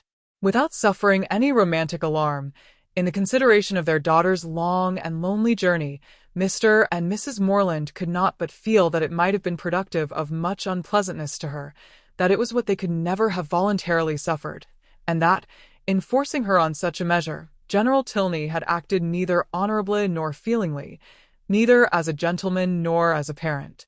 Why he had done it, what could have provoked him to such a breach of hospitality, and so suddenly turned all his partial regard for their daughter into actual ill will, was a matter which they were at least as far from divining as Catherine herself, but it did not oppress them by any means so long, and, after a due course of useless conjecture, that it was a strange business, and that he must be a very strange man, grew enough for all their indignation and wonder, though Sarah indeed still indulged in the sweets of incomprehensibility, exclaiming and conjecturing with youthful ardour.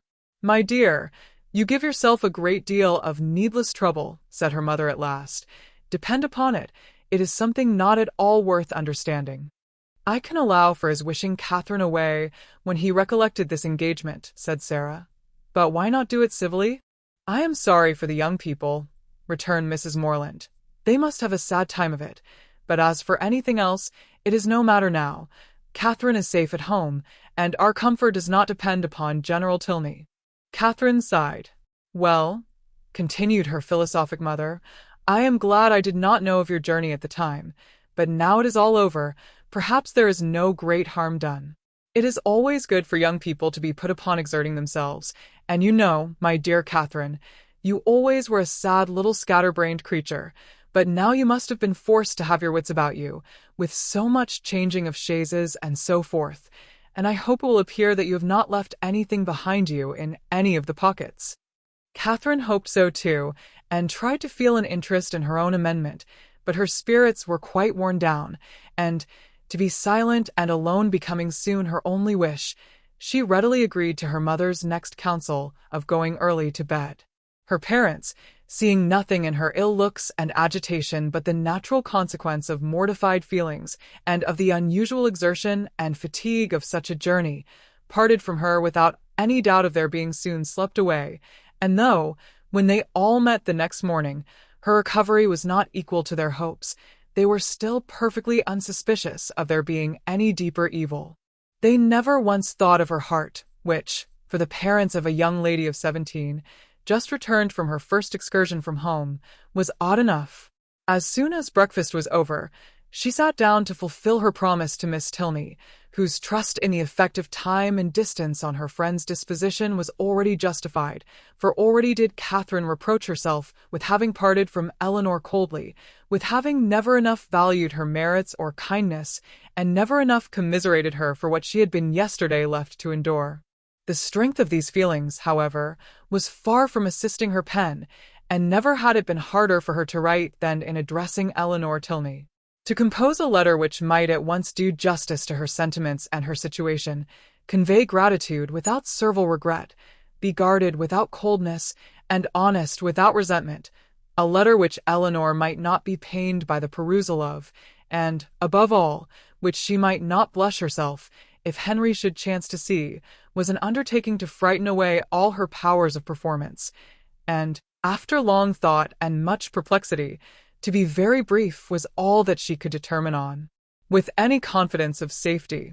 The money, therefore, which Eleanor had advanced was enclosed with little more than grateful thanks, and the 1,000 good wishes of a most affectionate heart. "This has been a strange acquaintance," observed Mrs. Morland, as the letter was finished, "soon made and soon ended.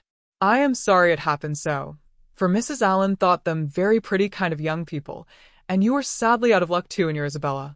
Ah, Poor James. Well, we must live and learn, and the next new friends you make I hope will be better worth keeping. Catherine colored as she warmly answered, "No friend can be better worth keeping than Eleanor. If so, my dear, I dare say you will meet again some time or other. Do not be uneasy. It is 10 to 1, but you are thrown together again in the course of a few years, and then what a pleasure it will be." Mrs. Morland was not happy in her attempt at consolation. The hope of meeting again in the course of a few years could only put into Catherine's head what might happen within that time to make a meeting dreadful to her. She could never forget Henry Tilney, or think of him with less tenderness than she did at that moment, but he might forget her, and in that case, to meet. Her eyes filled with tears as she pictured her acquaintance so renewed, and her mother, perceiving her comfortable suggestions to have had no good effect, proposed, as another expedient for restoring her spirits, that they should call on Mrs. Allen. The two houses were only a quarter of a mile apart, and as they walked, Mrs. Morland quickly dispatched all that she felt on the score of James's disappointment. "We are sorry for him," said she, "but otherwise there is no harm done in the match going off, for it could not be a desirable thing to have him engaged to a girl whom we had not the smallest acquaintance with, and who is so entirely without fortune, and now, after such behavior, we cannot think at all well of her. Just at present it comes hard to poor James, but that will not last forever, and I dare say he will be a discreet man all his life, for the foolishness of his first choice." This was just such a summary view of the affair as Catherine could listen to. Another sentence might have endangered her complaisance, and made her reply less rational, for soon were all her thinking powers swallowed up in the reflection of her own change of feelings and spirits, since last she had trodden that well-known road. It was not 3 months ago since, wild with joyful expectation, She had their run backwards and forwards some 10 times a day, with an heart light, gay and independent, looking forward to pleasures untasted and unalloyed, and free from the apprehension of evil as from the knowledge of it. 3 months ago had seen her all this, and now, how altered a being did she return. She was received by the Allens with all the kindness which her unlooked-for appearance, acting on a steady affection, would naturally call forth, and great was their surprise, and warm their displeasure, on hearing how she had been treated, though Mrs. Morland's account of it was no inflated representation, no studied appeal to their passions. "Catherine took us quite by surprise yesterday evening," said she. "She travelled all the way post by herself, and knew nothing of coming till Saturday night, for General Tilney, from some odd fancy or other, all of a sudden grew tired of having her there, and almost turned her out of the house. Very unfriendly, certainly, and he must be a very odd man, but we are so glad to have her amongst us again. And it is a great comfort to find that she is not a poor, helpless creature, but can shift very well for herself." Mr. Allen expressed himself on the occasion with the reasonable resentment of a sensible friend, and Mrs. Allen thought his expressions quite good enough to be immediately made use of again by herself. His wonder, his conjectures, and his explanations became in succession hers, with the addition of this single remark: "I really have not patience with the General," to fill up every accidental pause. And "I really have not patience with the General" was uttered twice after Mr. Allen left the room, without any relaxation of anger or any material digression of thought. A more considerable degree of wandering attended the third repetition, and, after completing the fourth, she immediately added, "Only think, my dear, of my having got that frightful great rent in my best Mechlin so charmingly mended, before I left Bath, that one can hardly see where it was. I must show it you some day or other. Bath is a nice place, Catherine, after all. I assure you I did not above half like coming away. Mrs. Thorpe's being there was such a comfort to us, was not it? You know, you and I were quite forlorn at first." "Yes, but that did not last long," said Catherine, her eyes brightening at the recollection of what had first given spirit to her existence there. "Very true. We soon met with Mrs. Thorpe, and then we wanted for nothing. My dear, do not you think these silk gloves wear very well? I put them on new the first time of our going to the lower rooms, you know, and I have worn them a great deal since. Do you remember that evening?" Do I? Oh, "Perfectly. It was very agreeable, was not it? Mr. Tilney drank tea with us, and I always thought him a great addition. He is so very agreeable. I have a notion you danced with him, but am not quite sure. I remember I had my favorite gown on." Catherine could not answer, and, after a short trial of other subjects, Mrs. Allen again returned to, "I really have not patience with the General. Such an agreeable, worthy man as he seemed to be. I do not suppose, Mrs. Morland, you ever saw a better-bred man in your life. His lodgings were taken the very day after he left them, Catherine. But no wonder. Milsom Street, you know." As they walked home again, Mrs. Morland endeavored to impress on her daughter's mind the happiness of having such steady well-wishers as Mr. and Mrs. Allen, and the very little consideration which the neglect or unkindness of slight acquaintance like the Tilneys ought to have with her, while she could preserve the good opinion and affection of her earliest friends. There was a great deal of good sense in all this, but there are some situations of the human mind in which good sense has very little power, and Catherine's feelings contradicted almost every position her mother advanced. It was upon the behavior of these very slight acquaintance that all her present happiness depended, and while Mrs. Morland was successfully confirming her own opinions by the justness of her own representations, Catherine was silently reflecting that now Henry must have arrived at Northanger, now he must have heard of her departure, and now, perhaps, they were all setting off for Hereford. Chapter 30. E. Catherine's disposition was not naturally sedentary, nor had her habits been ever very industrious, but whatever might hitherto have been her defects of that sort, her mother could not but perceive them now to be greatly increased.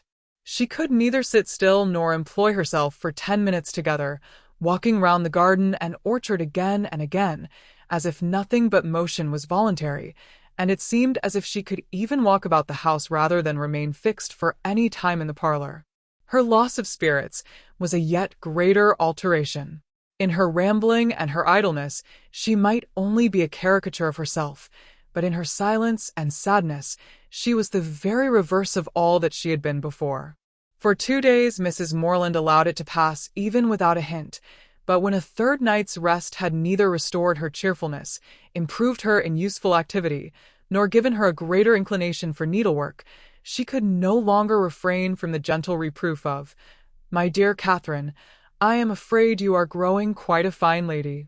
I do not know when poor Richard's cravats would be done, if he had no friend but you. Your head runs too much upon Bath, but there is a time for everything, a time for balls and plays, and a time for work. You have had a long run of amusement, and now you must try to be useful." Catherine took up her work directly, saying, in a dejected voice, that her head did not run upon Bath much. "Then you are fretting about General Tilney, and that is very simple of you, for 10 to 1 whether you ever see him again. You should never fret about trifles." After a short silence, "I hope, my Catherine, you are not getting out of humour with home, because it is not so grand as Northanger. That would be turning your visit into an evil indeed. Wherever you are, you should always be contented, but especially at home, because there you must spend the most of your time. I did not quite like, at breakfast, to hear you talk so much about the French bread at Northanger. I am sure I do not care about the bread. It is all the same to me what I eat. There is a very clever essay in one of the books upstairs upon much such a subject, about young girls that have been spoilt for home by great acquaintance. The Mirror, I think. I will look it out for you some day or other, because I am sure it will do you good." Catherine said no more, and, with an endeavour to do right, applied to her work, but after a few minutes sunk again, without knowing it herself, into languor and listlessness, moving herself in her chair, from the irritation of weariness, much oftener than she moved her needle.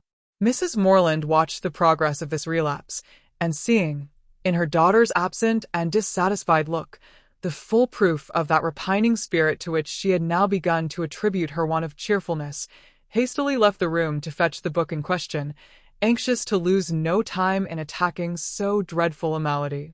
It was some time before she could find what she looked for, and other family matters occurring to detain her, a quarter of an hour had elapsed ere she returned downstairs with the volume from which so much was hoped. Her avocations above having shut out all noise but what she created herself, she knew not that a visitor had arrived within the last few minutes, till, on entering the room, the first object she beheld was a young man whom she had never seen before. With a look of much respect, he immediately rose, and being introduced to her by her conscious daughter as Mr. Henry Tilney, with the embarrassment of real sensibility, began to apologize for his appearance there, acknowledging that after what had passed he had little right to expect a welcome at Fullerton, and stating his impatience to be assured of Miss Morland's having reached her home in safety, as the cause of his intrusion. He did not address himself to an uncandid judge or a resentful heart. Far from comprehending him or his sister in their father's misconduct, Mrs. Morland had been always kindly disposed towards each, and instantly, pleased by his appearance, received him with the simple professions of unaffected benevolence, thanking him for such an attention to her daughter, assuring him that the friends of her children were always welcome there, and entreating him to say not another word of the past. He was not ill-inclined to obey this request, for, though his heart was greatly relieved by such unlooked-for mildness, it was not just at that moment in his power to say anything to the purpose. Returning in silence to his seat, therefore, he remained for some minutes most civilly answering all Mrs. Morland's common remarks about the weather and roads. Catherine, meanwhile, the anxious, agitated, happy, feverish Catherine, said not a word, but her glowing cheek and brightened eye made her mother trust that this good-natured visit would at least set her heart at ease for a time, and gladly therefore did she lay aside the first volume of the Mirror for a future hour. Desirous of Mr. Morland's assistance, as well in giving encouragement as in finding conversation for her guest, whose embarrassment on his father's account she earnestly pitied, Mrs. Morland had very early dispatched one of the children to summon him, but Mr. Morland was from home, and being thus without any support, at the end of a quarter of an hour she had nothing to say. After a couple of minutes' unbroken silence, Henry, turning to Catherine for the first time since her mother's entrance, asked her, with sudden alacrity, if Mr. and Mrs. Allen were now at Fullerton, and on developing, from amidst all her perplexity of words in reply, the meaning which one short syllable would have given, immediately expressed his intention of paying his respects to them, and, with a rising colour, asked her if she would have the goodness to show him the way. "You may see the house from this window, sir," was information on Sarah's side, which produced only a bow of acknowledgment from the gentleman and a silencing nod from her mother, for Mrs. Morland, thinking it probable, as a secondary consideration in his wish of waiting on their worthy neighbours, that he might have some explanation to give of his father's behaviour, which it must be more pleasant for him to communicate only to Catherine, would not on any account prevent her accompanying him. They began their walk, and Mrs. Morland was not entirely mistaken in his object in wishing it. Some explanation on his father's account he had to give, but his first purpose was to explain himself, and before they reached Mr. Allen's grounds he had done it so well that Catherine did not think it could ever be repeated too often. She was assured of his affection, and that heart in return was solicited, which, perhaps, they pretty equally knew was already entirely his own, for, though Henry was now sincerely attached to her, though he felt and delighted in all the excellencies of her character and truly loved her society, I must confess that his affection originated in nothing better than gratitude, or, in other words, that a persuasion of her partiality for him had been the only cause of giving her a serious thought. It is a new circumstance in romance, I acknowledge, and dreadfully derogatory of an heroine's dignity, but if it be as new in common life, the credit of a wild imagination will at least be all my own. A very short visit to Mrs. Allen, in which Henry talked at random, without sense or connection, and Catherine, wrapped in the contemplation of her own unutterable happiness, scarcely opened her lips, dismissed them to the ecstasies of another tête-à-tête, and before it was suffered to close, she was enabled to judge how far he was sanctioned by parental authority in his present application. On his return from Woodstock, 2 days before, he had been met near the Abbey by his impatient father, hastily informed in angry terms of Miss Morland's departure, and ordered to think of her no more. Such was the permission upon which he had now offered her his hand. The affrighted Catherine, amidst all the terrors of expectation, as she listened to this account, could not but rejoice in the kind caution with which Henry had saved her from the necessity of a conscientious rejection, by engaging her faith before he mentioned the subject, and as he proceeded to give the particulars and explain the motives of his father's conduct, her feelings soon hardened into even a triumphant delight. The general had had nothing to accuse her of, nothing to lay to her charge, but her being the involuntary, unconscious object of a deception which his pride could not pardon, and which a better pride would have been ashamed to own. She was guilty only of being less rich than he had supposed her to be. Under a mistaken persuasion of her possessions and claims, he had courted her acquaintance in Bath, solicited her company at Northanger, and designed her for his daughter-in-law.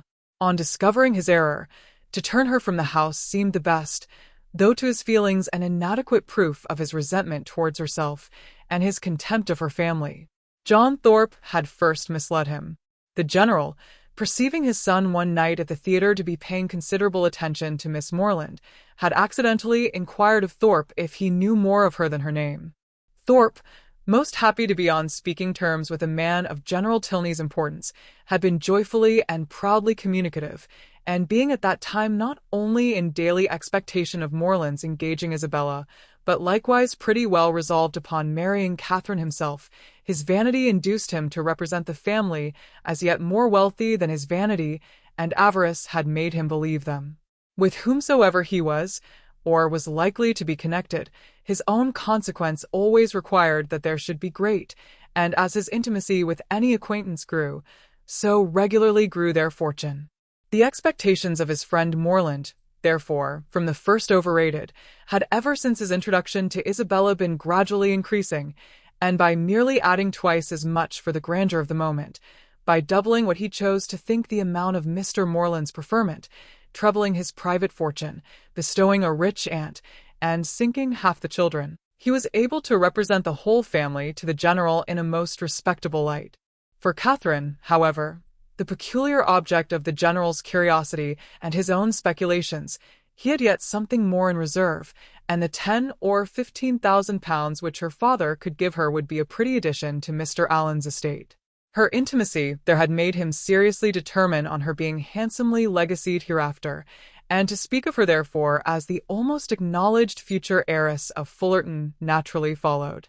Upon such intelligence the general had proceeded, for never had it occurred to him to doubt its authority.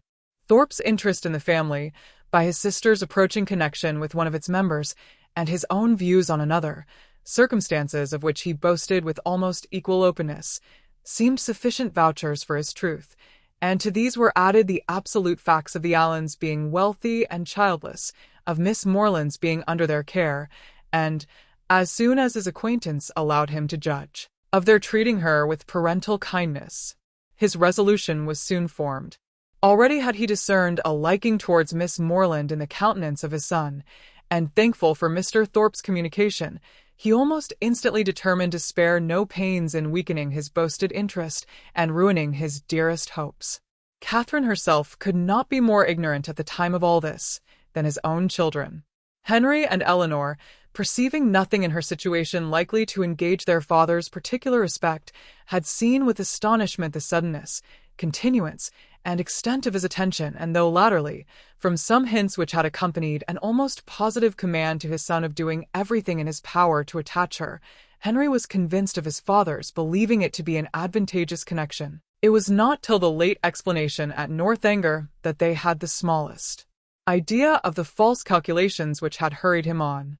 That they were false, the general had learnt from the very person who had suggested them, from Thorpe himself, whom he had chanced to meet again in town, and who, under the influence of exactly opposite feelings, irritated by Catherine's refusal, and yet more by the failure of a very recent endeavour to accomplish a reconciliation between Morland and Isabella, convinced that they were separated forever, and spurning a friendship which could be no longer serviceable, hastened to contradict all that he had said before to the advantage of the Morlands, confessed himself to have been totally mistaken in his opinion of their circumstances and character, misled by the rhodomantade of his friend to believe his father a man of substance and credit, whereas the transactions of the 2 or 3 last weeks proved him to be neither, for after coming eagerly forward on the first overture of a marriage between the families, with the most liberal proposals, he had, on being brought to the point by the shrewdness of the relator, been constrained to acknowledge himself incapable of giving the young people even a decent support.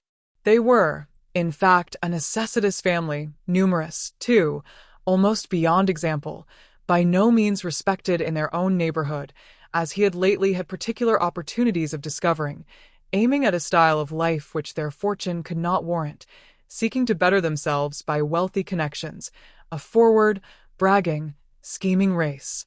The terrified general pronounced the name of Allen with an inquiring look, and here too Thorpe had learnt his error.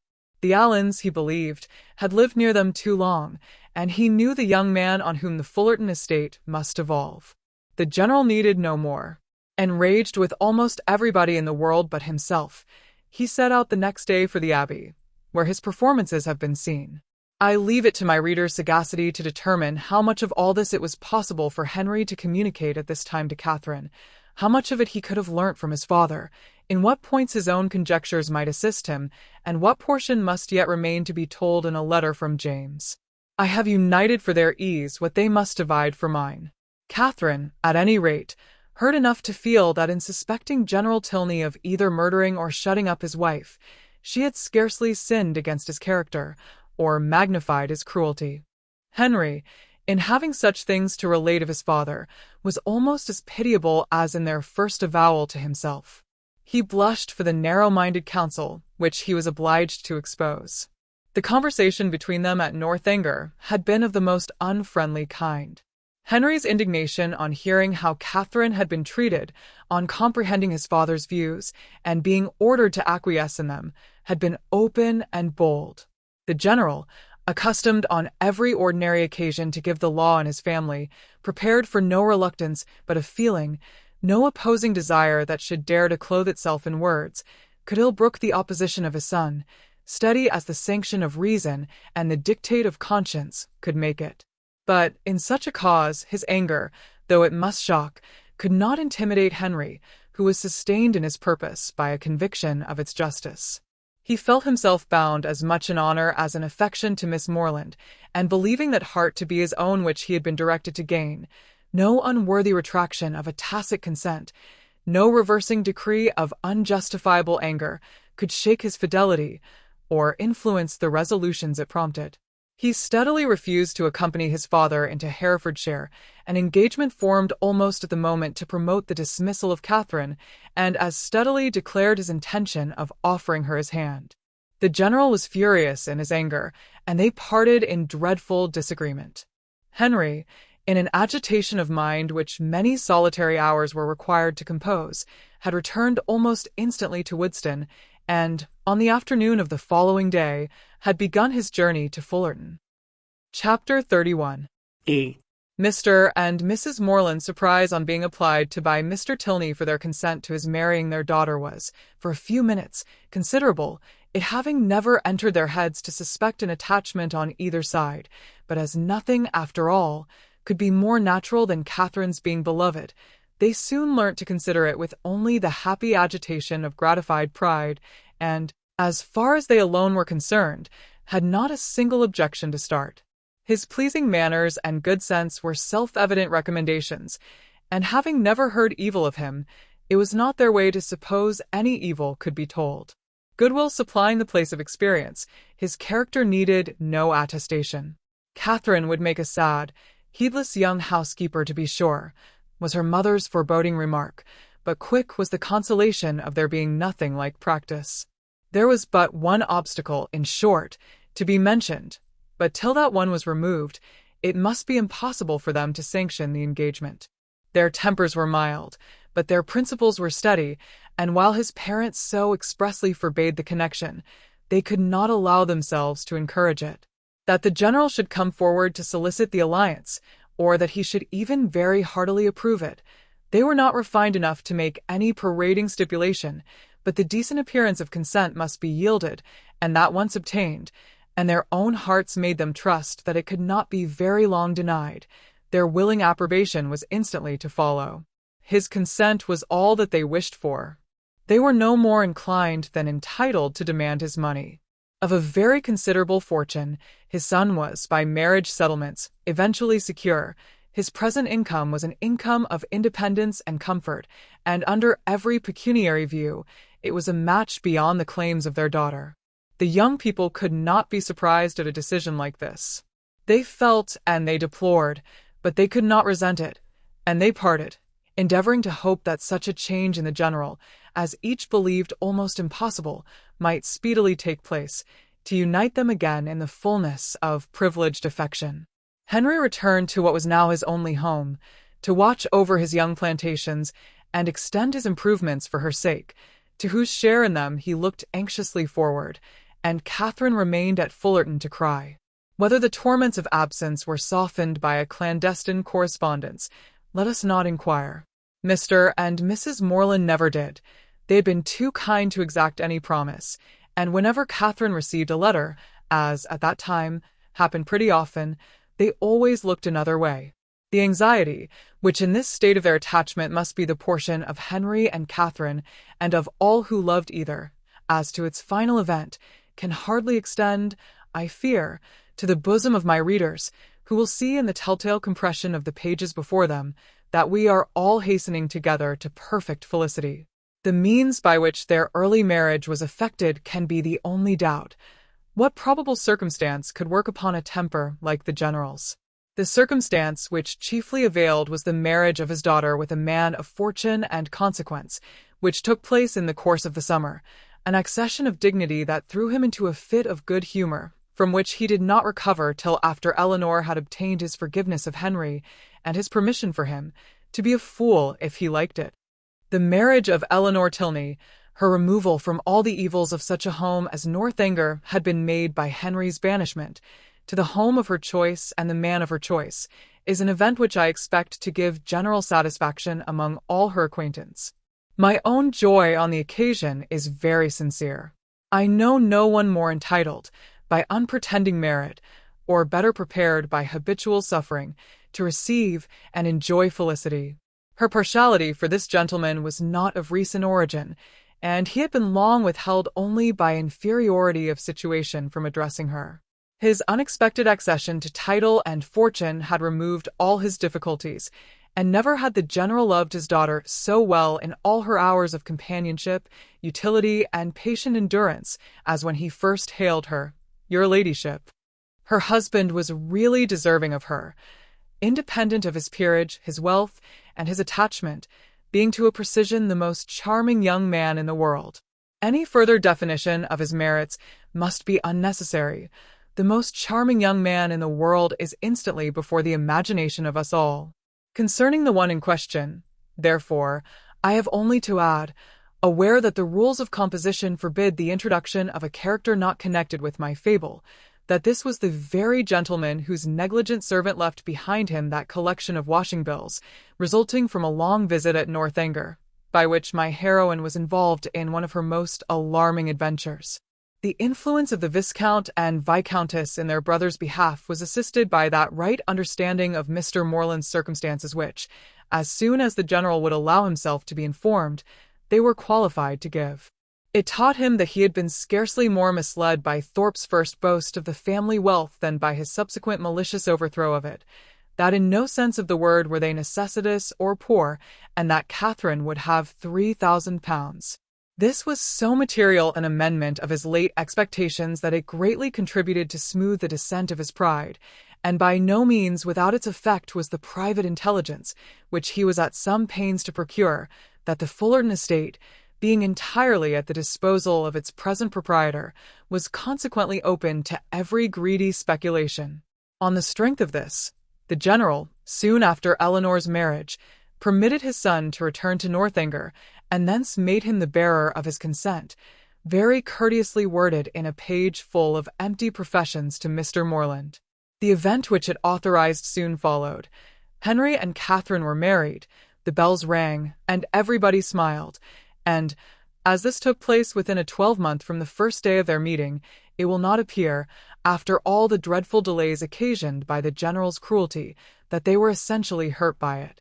To begin perfect happiness at the respective ages of 26 and 18 is to do pretty well, and professing myself moreover convinced that the General's unjust interference, so far from being really injurious to their felicity, was perhaps rather conducive to it, by improving their knowledge of each other and adding strength to their attachment, I leave it to be settled, by whomsoever it may concern, whether the tendency of this work be altogether to recommend parental tyranny, or reward filial disobedience. Dear listener, we bring another tale to a close, a journey woven with words, imagination, and emotion here at the Voice Voyage, where stories flow like a river's current, guiding you to distant realms and unexplored depths. We're grateful you joined us. As always, we invite you to stay a little longer. Subscribe to our channel and uncover more stories waiting to be heard, each one a cascade of voices, ideas, and artistry. And remember, every great story begins with a single word. Perhaps the next one will begin with you. Until our voices meet again, may your days be filled with quiet moments, rich pages, and the gentle comfort of a well-told tale. This is the Voice Voyage, signing off.